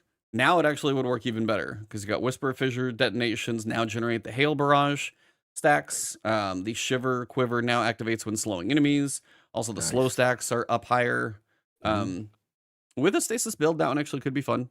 I enjoyed the bow. I enjoy bows, but I did enjoy it. Made me actually not hate Titan Stasis. So yeah. And then I saw some people have been like, dude, the Titan Super, which I forget the name of it for Stasis. Some people like, dude, the damage is insane.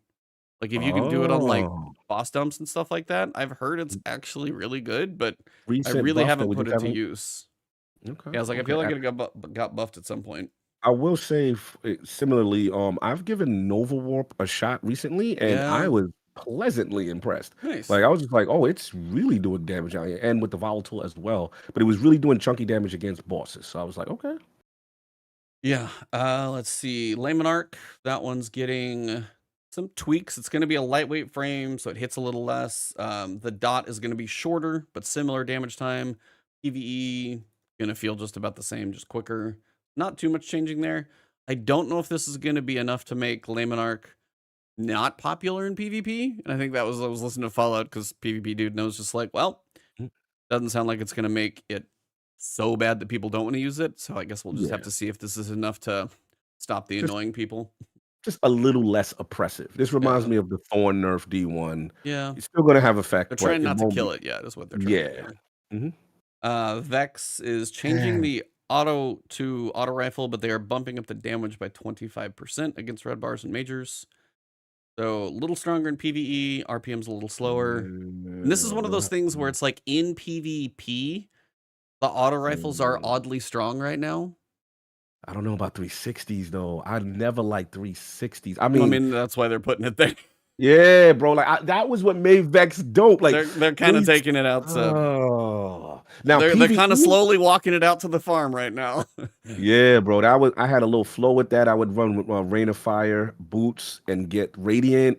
I had a whole thing with that. It was, I admit, it was strong, but it was like, damn, I don't know about it being a 360, man. PvP, that don't sound really good, but I guess it's time. We'll see. Tommy's matchbook is to change the scorch value. I don't think I'm still going to use that weapon, which is... Yeah, I'm not using that. Touch of Malice is getting a pretty solid rework. You've got increased final round damage in PvE by 20%, decrease the self damage of the final round from 10 to 7. Final round damage can no longer kill you, so you'll be sitting there with 1. Increase the health awarded by Touch of Malice perk from 30 to 75. And then the ball now does arc damage, blinding, and stuns unstoppable champions. So... If you haven't got it yet, maybe it'll be a little more fun. Still can get you close to death, but it won't actually kill you now. Cloud Strike, the actual lightning strike will be a little smaller radius. So sorry, cool guy. I know it's your gun, but you know. Bro, PvP, it's one of the most demoralizing kills when you just walking next to someone and you're like, Cloud Strike. Yep. Damn. Wicked Implement. Getting Headstone already. Everybody knew it. We knew the Catalyst needed Headstone. Where is this thing? Now it's going to get it. It's also going to have the timing for Creeping Attrition be longer, and then also you can now activate Tithing Harvest by destroying Stasis Crystals. Pretty much just all good things. But the Headstone, now when you're killing little guys, making crystals, you're going to start cooking a little more. So again, Stasis stuff, feeling a little better. Perks, Bipod. The damage penalty is no longer 40%, it's 25.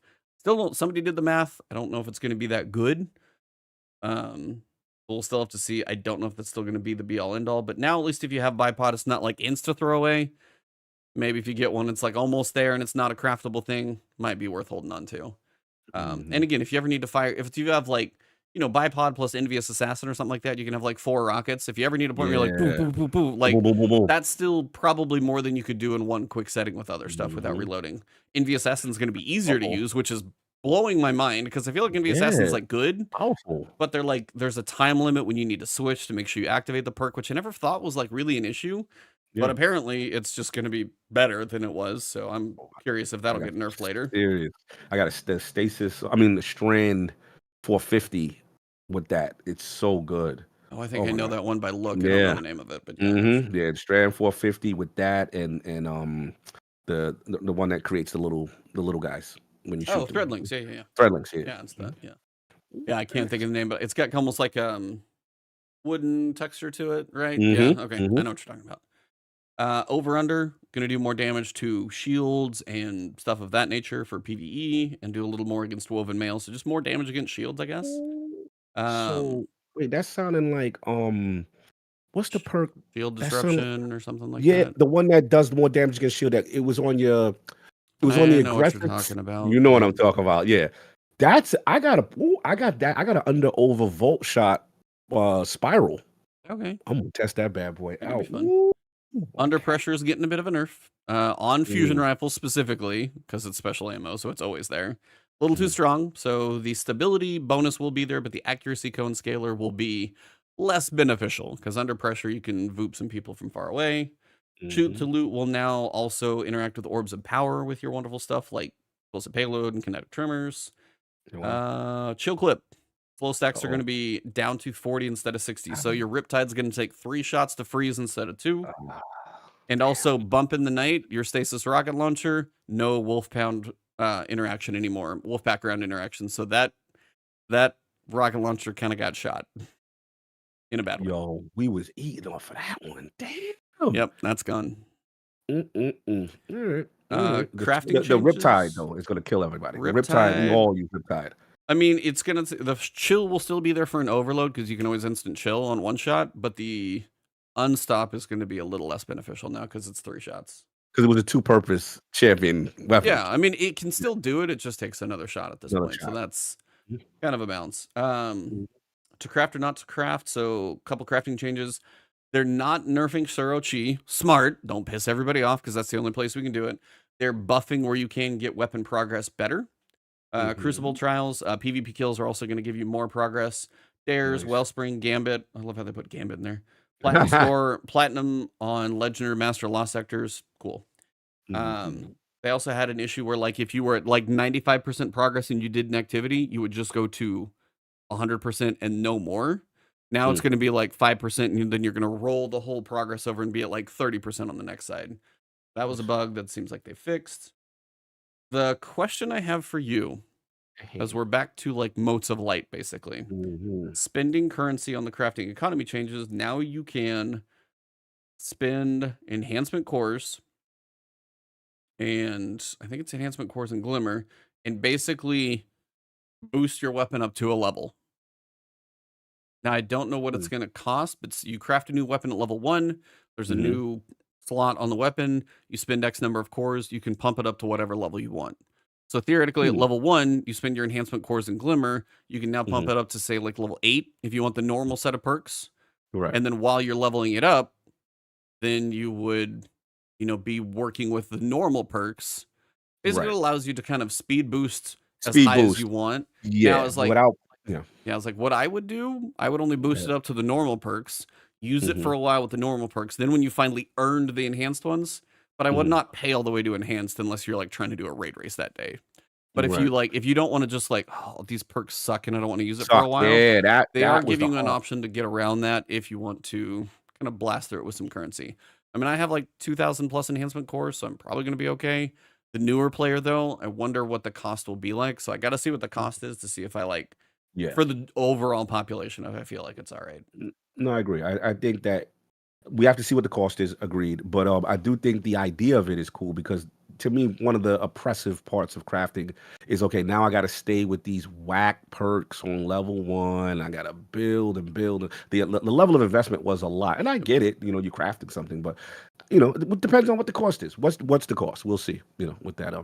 Yep. And the Neo Muna weapon pattern acquisition, they're going to give us better places to get that. Yeah, they finally.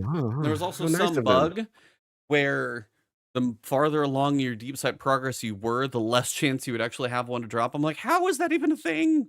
Bro, it's real. I was doing mad of those. And you're probably like 4 or 5 forever. 4 or 5, and then I finally get the special bounty, the gold one, and it'll drop blues. Oh yeah. Bro. No, they mess some stuff up on that stuff. So the weekly story will provide guaranteed Neo Muna weapon pattern progress, which that is a weird sentence. I thought that was going to be guaranteed deep sight. The Neo Muna vendor engram upgrade will increase the drop chance for deep sight Neo Muna weapons. So it's retroactive if you have already claimed the vendor upgrade. Seems like those will be better, at least. Yeah. Maybe next season I'll spend a little more time on Neo Muna. I haven't been on Neo Muna like literally all season. I haven't. Actually, yeah. I just haven't had a reason to go.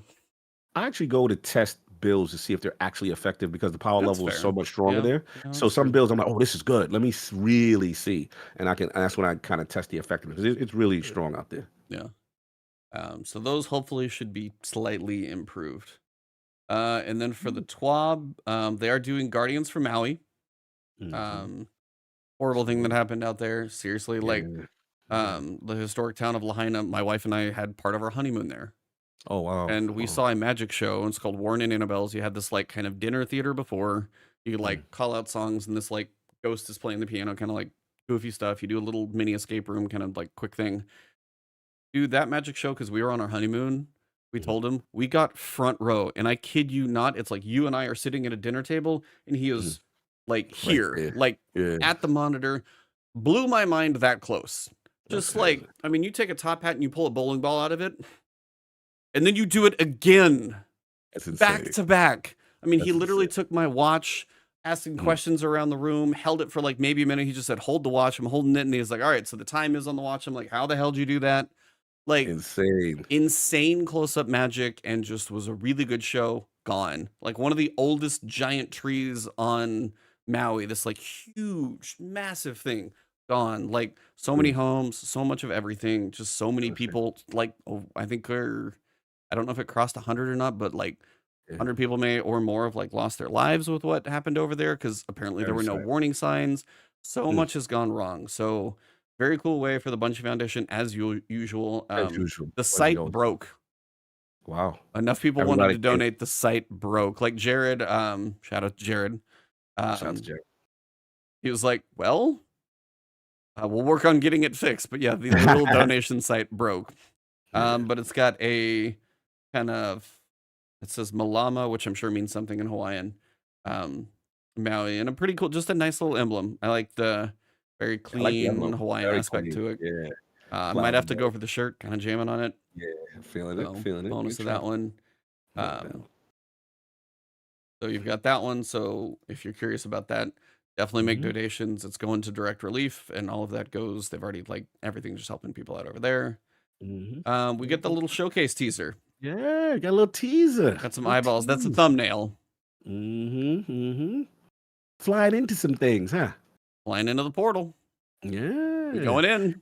Yeah, we got to talk to Savathun this season. We got to figure out how. Oh yeah. And I love, you see the still image with Ikora and a certain ghost. Yeah. Umaru. Let's get it. Did you see the armor set too? What'd you think of the Warlock armor? You like it? Okay. I'm jamming. Because I know you're sometimes hard on the Warlock armor. I wasn't sure if that landed. I'm very fussy. I'm very fussy, but it was cool. It was cool. I was just happy to see Amaro to be because I know he's gonna be difficult, and I want to know gonna what be such a pain in the butt, man. And I was like, I saw Teddy tweet earlier, and somebody was like, "Oh, I really hope it's not like week 8 when we get to talk to finally rescue Savathun." And Teddy was just like, the Nair said, it was definitely week 8. One of those like he commented was like, we all know. We all know what we don't want it to be because we want more time with Savathun because Deborah Wilson's awesome and we'd love to have more interaction there. But it's like, no, it's going to be the whole journey of rescuing Savathun. No. We know it's coming. Like, prepare yourself. We know we're going to talk to Savathun on maybe the second to last week if we're lucky. However many weeks it is. I would, if there's 7, we might see her at 6. I'm not gonna lie to you, E. I really want to hear her voice. Deborah, like, just because she's chilling. Did you play Jedi Survivor? Yes. Oh, she killed it. Amazing. She was in there. Amazing. Oh, the dog.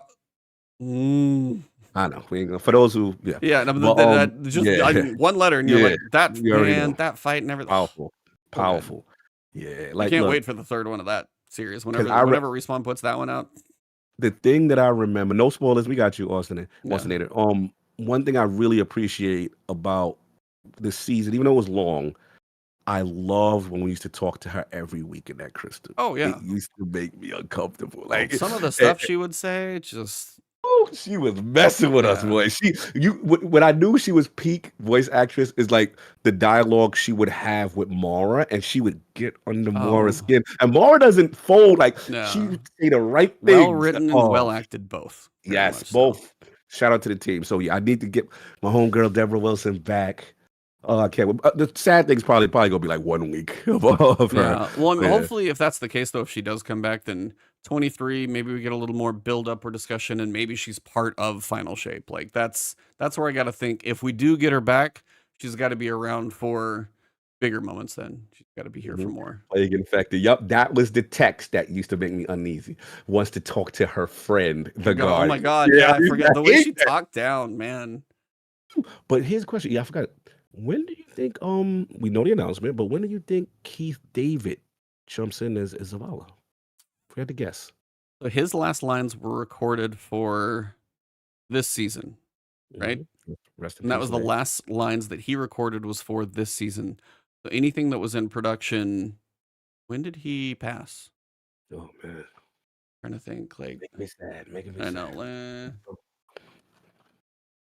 The homie, man. Because I'm trying to do the math of March 17th. Okay, so if you go 6 months, I'm trying to think. So if we're March, May, he recorded his last lines for the season we're currently in. Right.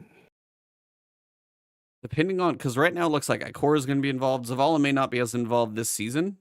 True. So if he's involved in 23, I would see Keith David coming in for that because he could start literally recording like now. Because it's 1 or 2 of the tweets I said I was waiting to announce this, so he's already been like chosen, decided, maybe working already. Like depending on how quick they had to act on whatever seasons are in the works and whatever's going on.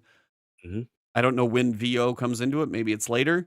If it is 23 or Final Shape, one of those two. It's not probably going to take that long. I don't expect 22 just from the timing.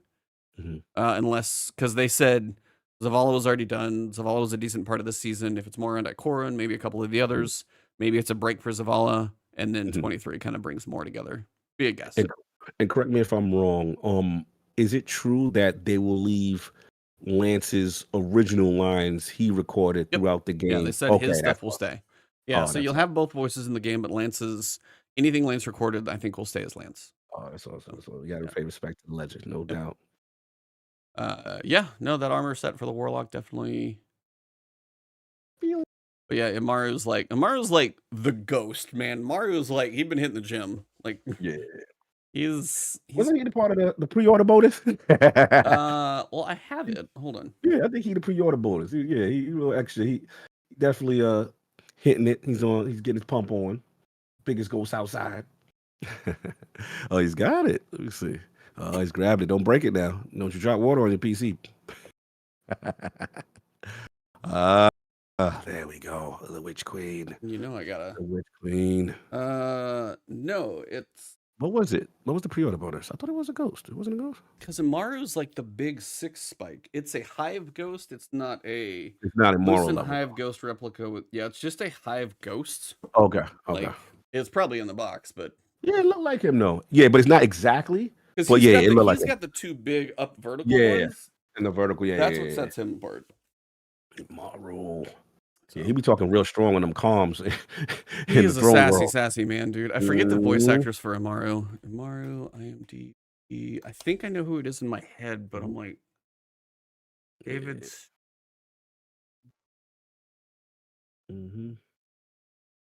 Extra tough energy. Kind of gives me just Spider vibes. I think he's just a voice work actor, but no, the voice work is very well done. Yeah, very well done. Very dark, neon nerd. Yeah. Yeah. You will be gone next week. Yes. That is very unfortunate timing. I know. Wait. It's not 100%. I may be able to sneak on out, but I might join in progress. There's definitely a chance. I didn't want to say definite, but there's a chance I still be able to, sneak in real quick. We'll see if I get in. That's the only thing about next week is everybody's going to typically be busy. So there's not a lot of guests that I would probably get. So it'll probably be Travis and I holding it down for a bit next week. Week after though, final shape showcase will be done. We'll be in the middle of season 22. All the games will be coming out. It'll be August 31st, which seems to be embargo day for something. Yeah, for sure. Well, it seems like today on Twitter there are other people who seem to be playing a game called Starfield. And the embargo, they clearly state, is August 31st at 12 p.m. Eastern time. Our podcast will be after that. Okay. And you're telling me you're not going to be here for the show? No. I'm going to try my damnness. But are you flying that day? I'm flying. Yeah, because that week, you're talking about the 30. What date? Give me the date. Thursday the 31st. Thursday 31st. The day before the raid. The day before the official early access to Starfield. I will be able to most likely. There's a chance I'll be able to log in remotely from the hotel room. So I'm still going to bring You'll be there already. I'll be there already. I'll be at PAX West already. But there's a strong chance I could still be able to make the show. We'll see. Let's see how it goes. But I'm trying my damnedest to make both of them because it's a lot going on right now. Yeah, I was like, you're going to be traveling when Starfield comes out. I was like, you are brave. Maddie's going to be like, what are you doing? Hopefully things happen that I can be able to access Starfield. Maybe you'll be a chance to play it early. Who knows? We will see. Who knows? Who knows what'll happen? You just got to have that Maddie hook up and see if your Bethesda, your BGS guy. I have never heard somebody say the words BGS more than that man. And I also never would have thought Bethesda was BGS. I know they're Bethesda Game Studios, but I'm like, don't most people just call him Bethesda? Is he also called it Hogleg, and I'm gonna kill him. Hogleg, BGS, like Maddie has his Maddie-isms that I've just learned to deal with. Yeah. I mean, we all have our own. That's totally fair. But the BGS one was like, never heard BGS. Was that really it, or do you just call it Bethesda? I let Mr. Maddie plays. Yeah, these next. He bigged you up. He bigged you up on CS Stars. It's like, I'm speaking of Ebontis. We've been talking about. He bigged you up. No, I listened to Duke, and he was telling me about the Mega Man stuff. He got them ordered because I went through. It was the booth, and I looked up V1 Tech. I reached out in their chat, and I was like, okay. I was at a convention, and they're like, normally we don't sell them. I'm like, is there any way I can do this? And they're like, okay, here's the 2. They gave me like the internal, like the names for them, so you could put them on an invoice. So you literally just like make a custom invoice, put the list them on there, and then go through and then pay for it. And he's going to get them shipped to him. I was like, I want to see when he gets them. So I told him what that process was, gave him the links and everything so he could do it. And then, because like, I thought about doing it too. And the funny thing was, they're cheaper than they would have been there. Really? So I might actually do it now because they're cheaper. Interesting. They were so cool. Like, there's also a couple Zelda ones that I saw that I don't know if I can go back and find, but there were some Zelda ones. They were like, kind of like the neon outline kind of Zelda ones. Do you remember those that were like around the corner from the Mega Man ones? Around the corner, the backside. Yeah, there were a couple that were cool, and they were like displays are cool too. But they're just like they're really like thick but like flexible plastic kind of thing. I really liked them actually, so they were fun. Good stuff, man. Loved it. All right, what is the one thing you hope to see on Tuesday? And don't say the Immortals of AVM launch. You can't say that. Look, we need a good narrative. Obviously, what happened with Nightfall, now the continuation of going through said portal. Yeah. You know, the The stakes. doors of the helm closed, they opened. Now what Yeah, happens? now it happened. Exactly. So, you know, we've done our mid-season finale. Yeah. Now it's time to continue the story. Mid-season finale. So yeah, look, we gotta have the stakes high. Obviously, the elephant in the room is how in the hell is Cade back? Right? How is he back? You know, I am curious. He's a fan favorite. They're pulling out all the stops narratively. Yeah, Fillion's you know back, man. Yeah, Fillion's back. I want to see that. I'll be honest.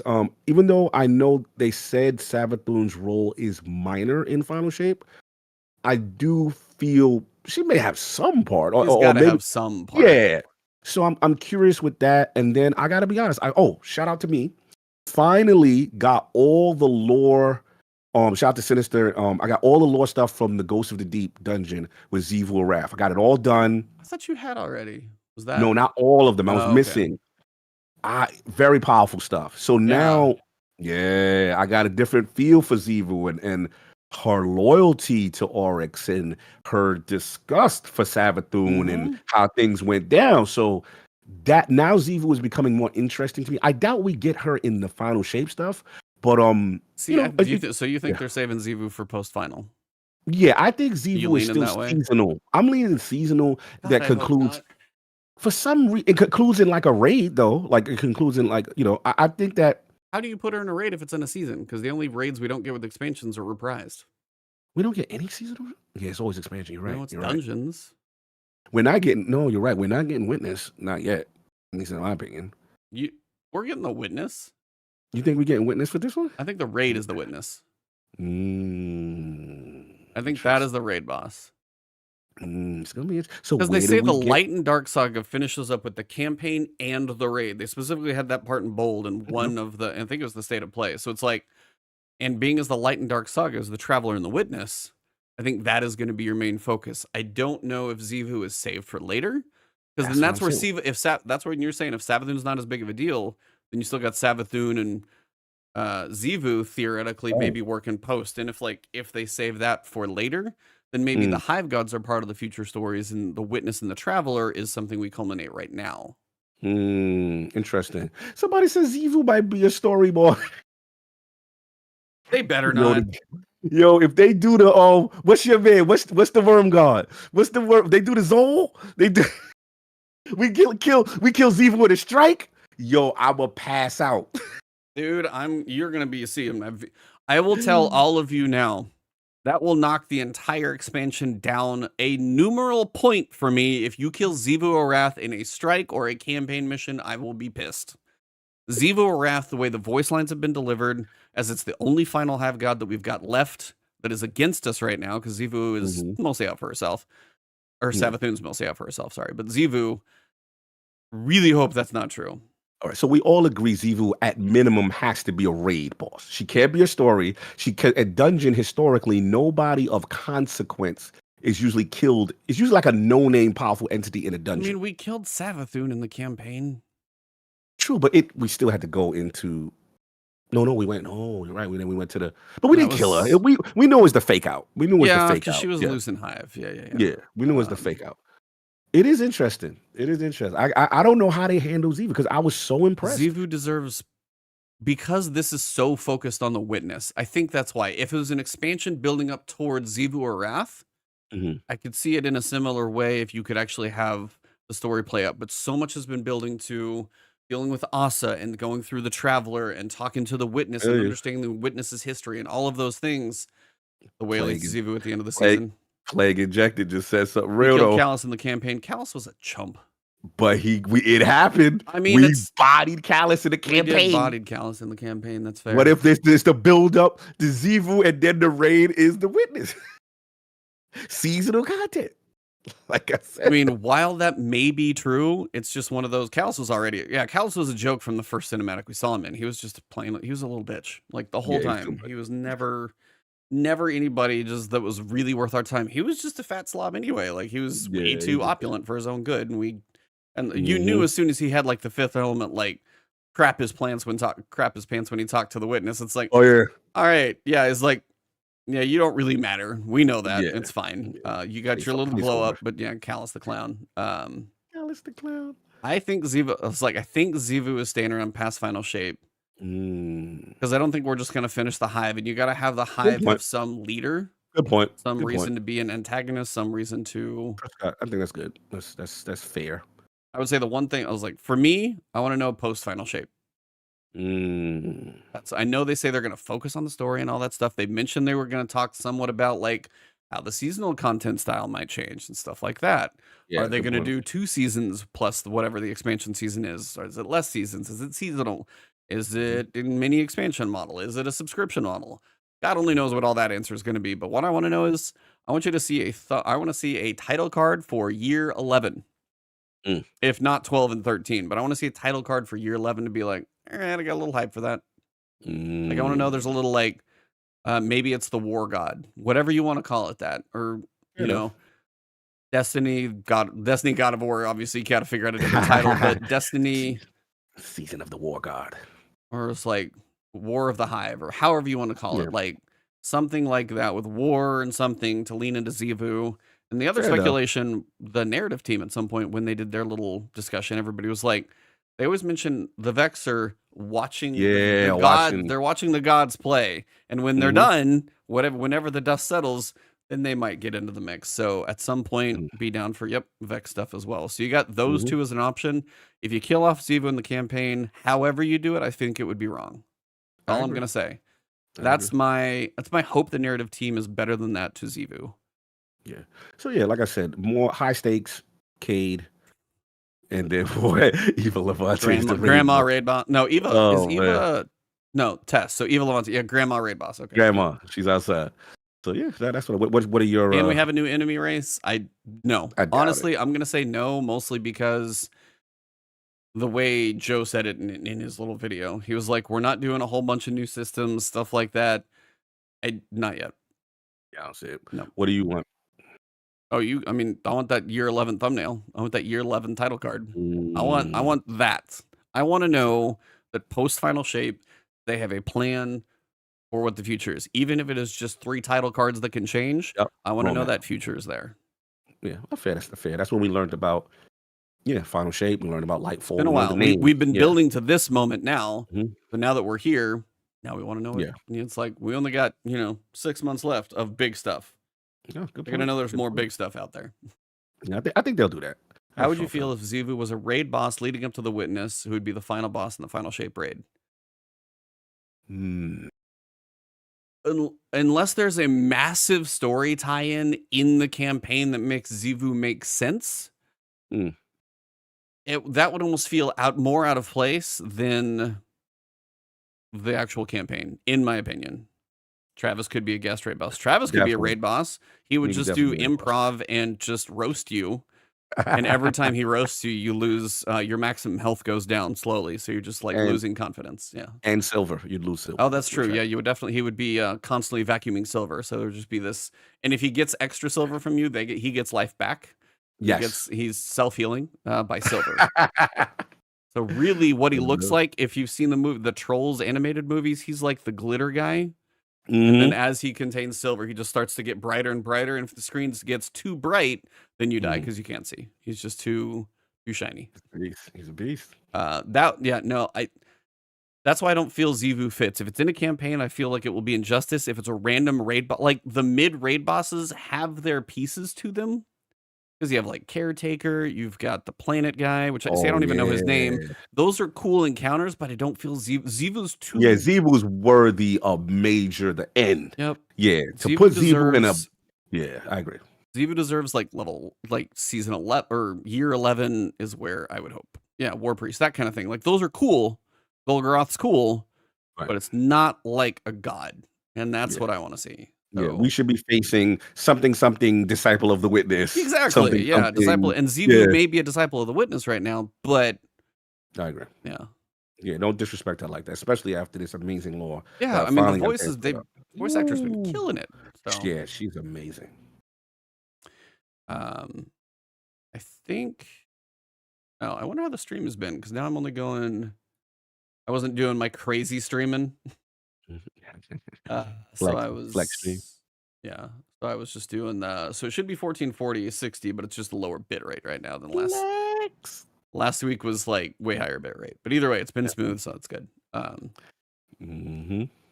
I think, yeah, I was like, that's what I would like to see. I would like to get to know Xivu more, but I want a reason for Xivu not to be a part of like Final Shape.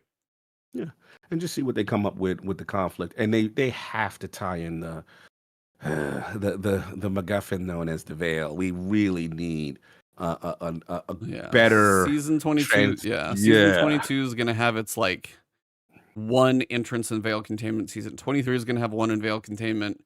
But I feel like we used the Veil for the tool that it was for the portal to open. So as for the Veils, at this point, yeah, I don't know. Yeah. Tough. Mm-hmm. Well, I think that's it, bro. I think that's everything. I threw my name in a lot of hats to try and get some codes recently. I don't know which ones are going to come my way. To all of you, I've probably been saying this. It was like Sea of Stars, really excited. Armored Core, extremely excited. Yeah. Immortals of Avium, tried through the EA Creators Program and then the Forum Online. I've tried both places. We'll see if any of that happens. Immortals is like 5 days from now, so that one worries me a little bit because if it happens on day of, I'm like, I tried to throw my name in the Starfield hat. No clue on that one. And I haven't seen anything yet, so we will see if anything comes out of play there. So I may have some distractions from Destiny, but that's why I'm glad this is a season and not an expansion. Because seasonal content I can digest quicker. Oh, could you imagine Final Shape was that? Dude, I would be dead. We'd be finished. I'd be like, bye, wife. It's nice knowing you. Please have food delivered to this desk. As Traven calls it, goblin mode. That's if any of those come out around Final. If I get any of those though, like Sea of Stars, probably going to be like a 20-30 hour RPG. Probably. I mean, it's a JRPG, but like you're going after Chrono Trigger in that like 20-30 range. That's not nothing. Yeah. I mean, I put like 20 hours into Dave the Diver. I have been having fun with that. I'll be honest. Like Dave the Diver, if you don't have that on a Steam Deck or a mobile device, get it. Please, 100%. Yep. On the ally, ready to go. Because I checked the chapter list and I realized how much more there is. Then I was like, shit. But it continues to twist the mechanics and add more. And just when you think you get, as Travis said it perfectly, just when you think something new, just something new, and it's like, then you got this thing, then you got now all of a sudden I'm throwing parties every 3 days, so I'm like going after, and then I'm talking to like Aquaman fish people and stuff. It is a goofy but well done game. I mean, you also have stuff this year like Dredge. Yeah, when you sit there and think through the years of games, the games that we've had in this 1 year, I'm like, I don't want to be a game of the year group that has to pick one. I'm going to be like, these are my top 10 games in no particular freaking order. Like no order. Final Fantasy 16. See, I haven't even had a chance to touch that one. Tears of the Kingdom, I haven't played. Spider-Man still coming. Oh my God, Spider-Man's going to make me cry, and I know it. I already cried on the other two. I know they're going to do it again. So many games, bro. It is insane this year. Insane. Yeah. Lords of Fallen. I saw the new stuff about the alternate world that they've got on there. I saw that on IGN. Yeah, it is we are eating well, and depending on how the writer's strike goes, we will be consuming this stuff for a minute, and hopefully the games keep me busy because TV shows and movies are going to be quiet. Yep. All right, everybody. Thank you for an amazing episode, chat. You guys have been fire. All of you guys today. We had some quite a few of you guys show up. Hit up to 200 again. If you enjoyed the episode, drop a like, drop a heart, all those things. But yeah, as we do outros, anything cooking? Man. Yes, some things are cooking. Some actually big things. So first of all, salute to Mr. Matty Plays, Define Dude. Go check us out. We got some fun Starfield talk, lore, deep dive, all that good stuff. Shout out. You got to Sharp. Wow. Christopher Sharp dropping the Transformer sticker with the $50 super chat. Always the love, Mr. Sharp. Thank you very much. Greatly appreciate the support. Very kind. Much love. Yeah, so we got that out now. Go check that out. And big ILP this Sunday. I'm geeking out. Yeah, we got a big one. I never thought this would happen, to be honest. This is relax. You would have a heart attack, I think, if Todd was on there, but relax. It ain't Todd. It God Howard. But this is someone who's near and dear to me, who is really responsible for a lot of my favorite platforms. We have the legend Peter Moore is going to be on ILP this Sunday. Come check us out. Fantastic. Former president of the Xbox 360, Sega Dreamcast, EA, Reebok, owner of LFC, football club at one point, CEO. I mean, the accolades speak for itself. It is happening. I got confirmation, so I didn't want to jinx it until I got the second confirmation. but it's going down this Sunday. That's awesome, man. Out 1 o'clock, 1 p.m. Eastern. Iron Law Podcast YouTube. Check it out. Peter Moore, man. Got to talk to him. That's awesome. And that's huge, I know, because, yeah. So, well, he's late in history. How long did he agree? Because I know some of your guests, you guys run a 4-hour show, and not all of your guests. You guys get like an hour, 2 hours. We never subject guests to our foolishness. So we always say, hey, if you give us like an hour, hour 30 of your time, that's all that's required. And that's usually sufficient for people. They go, yeah, that's fine. Because we don't expect. Because I always say it because I don't want them to scare them off when they see the timestamps of how long it's going. You're like, normally it's a 5-hour show, and they're like, oh, God. And be like, we'll take you just for a small portion of it. You can duck out, and then we'll move on. Like, totally fine. We'll get to our... Yeah, that's still awesome. That's massive. So, like, congratulations. That's fantastic. Thank you, brother. Appreciate it. What you got going on, E? Hopefully some things might come your way. Yeah, I mean, basically just waiting to see if emails start dropping my way. And then if you guys don't hear from me for a little while, like whether I'm quiet in Discord, quiet anywhere else. By the way, if anybody wants to jump in my Ebontis Discord, if you haven't yet done it, feel free to do so. I have very small requirements. It is be a decent human being. I feel like that's not too much to ask. So if you are a decent human being, feel free to join the Discord. Just trying to slowly work on growing that one up a little bit more. Other than that, yeah, it's if I get a chance to play any of these things before embargoes start happening, then I'm going to be busy over the next 2 weeks. And then obviously new season. The raid is on the 1st. Starfield launches on the 1st. Some people are going to be playing, some aren't. But yeah, it's a point to where I think I've got my time in a little variety, and then whatever comes my way is going to clean my plate and be like, all right, new things. I've enjoyed my distractions and fun. But I stocked up all my bounties. I did a Grandmaster with Blackwings today. Finished. It's Devil's Lair. It's like I've soloed it. That's a fun one. Yeah, I've got a couple buzzards now with kinetic trimmers. So if that one ever kind of has a spot, if that gets a yes, I like kind of a fun little one. But yeah, Devil's Lair. If you need to go for any currencies, couple shards, anything like that to stock up, I need to get in there. Like I need to get in there. Run one. It might take you half an hour, maybe 30, 35. Maybe 45 minutes if you're going slow and patient, depending on how many are with you. Like I had to solo the finish because he died in about the last half of the boss fight. So it was like we got through together and then just stay in the room and chill out and took it slow and we got to the end. But yeah, it's an easy one to do. Get you a few extra currencies. Not bad. Nice. So you raiding with the homie Back for Dead. I was smiling. I was like, oh, that's dope. Yeah. So I think it's awesome. Yeah, I was doing the farming for. He was so freaking lucky. Yeah, Back. I know. I saw you earlier. No, he was getting like double red border drops when we were doing Cali Challenge. He deserved it. He deserved it. I mean, we were trying to run that stuff for the longest. I mean, I'm glad he was getting it. I have got 0 of. I'm partial on everything, so I have no progress. And I think he had none of the weapons done, and I think he has like 3 of them done in partial progress. He like absolutely took all of our dice rolls. A little luck, my hind quarters. A little luck. Twice. Like no one else got double red borders. He got double red borders twice. Wow. I think he just cashed in all his chips. So, he deserved it. He wanted to run that stuff. So I'm glad you was able to link up. But yeah, I will tell you, if I find any time, because I may have no time left, but if you do find time to do that, you can do the challenge. We had it in 4 minutes with like a decent group and not elite. And it's double drops. Woo! And all you literally have to do is make sure people stand on all 9 plates. So it's like you do your first 6, people manage the middle, the other 3 handle their plates, and then you kill her with linears. I would just say linears is the best way. We tried other stuff. Yeah, it's an easy farm. It's just it shows how low the drop rates are. I mean, I was in there for like 3 hours. Oh yeah, so and I'm not done with anything. I was unlucky, but you were very unlucky. Jesus. So, all right, everybody, for episode number 261. It has been a great time with my co-host, a great time in chat, and Travels will be here next week tagging out for my co-host. So maybe, yeah. Or we're going to get him from a hotel room. Either way, slightly different home. For this episode, you guys have been amazing, and my co-host, as always, it has been the last word. Last word.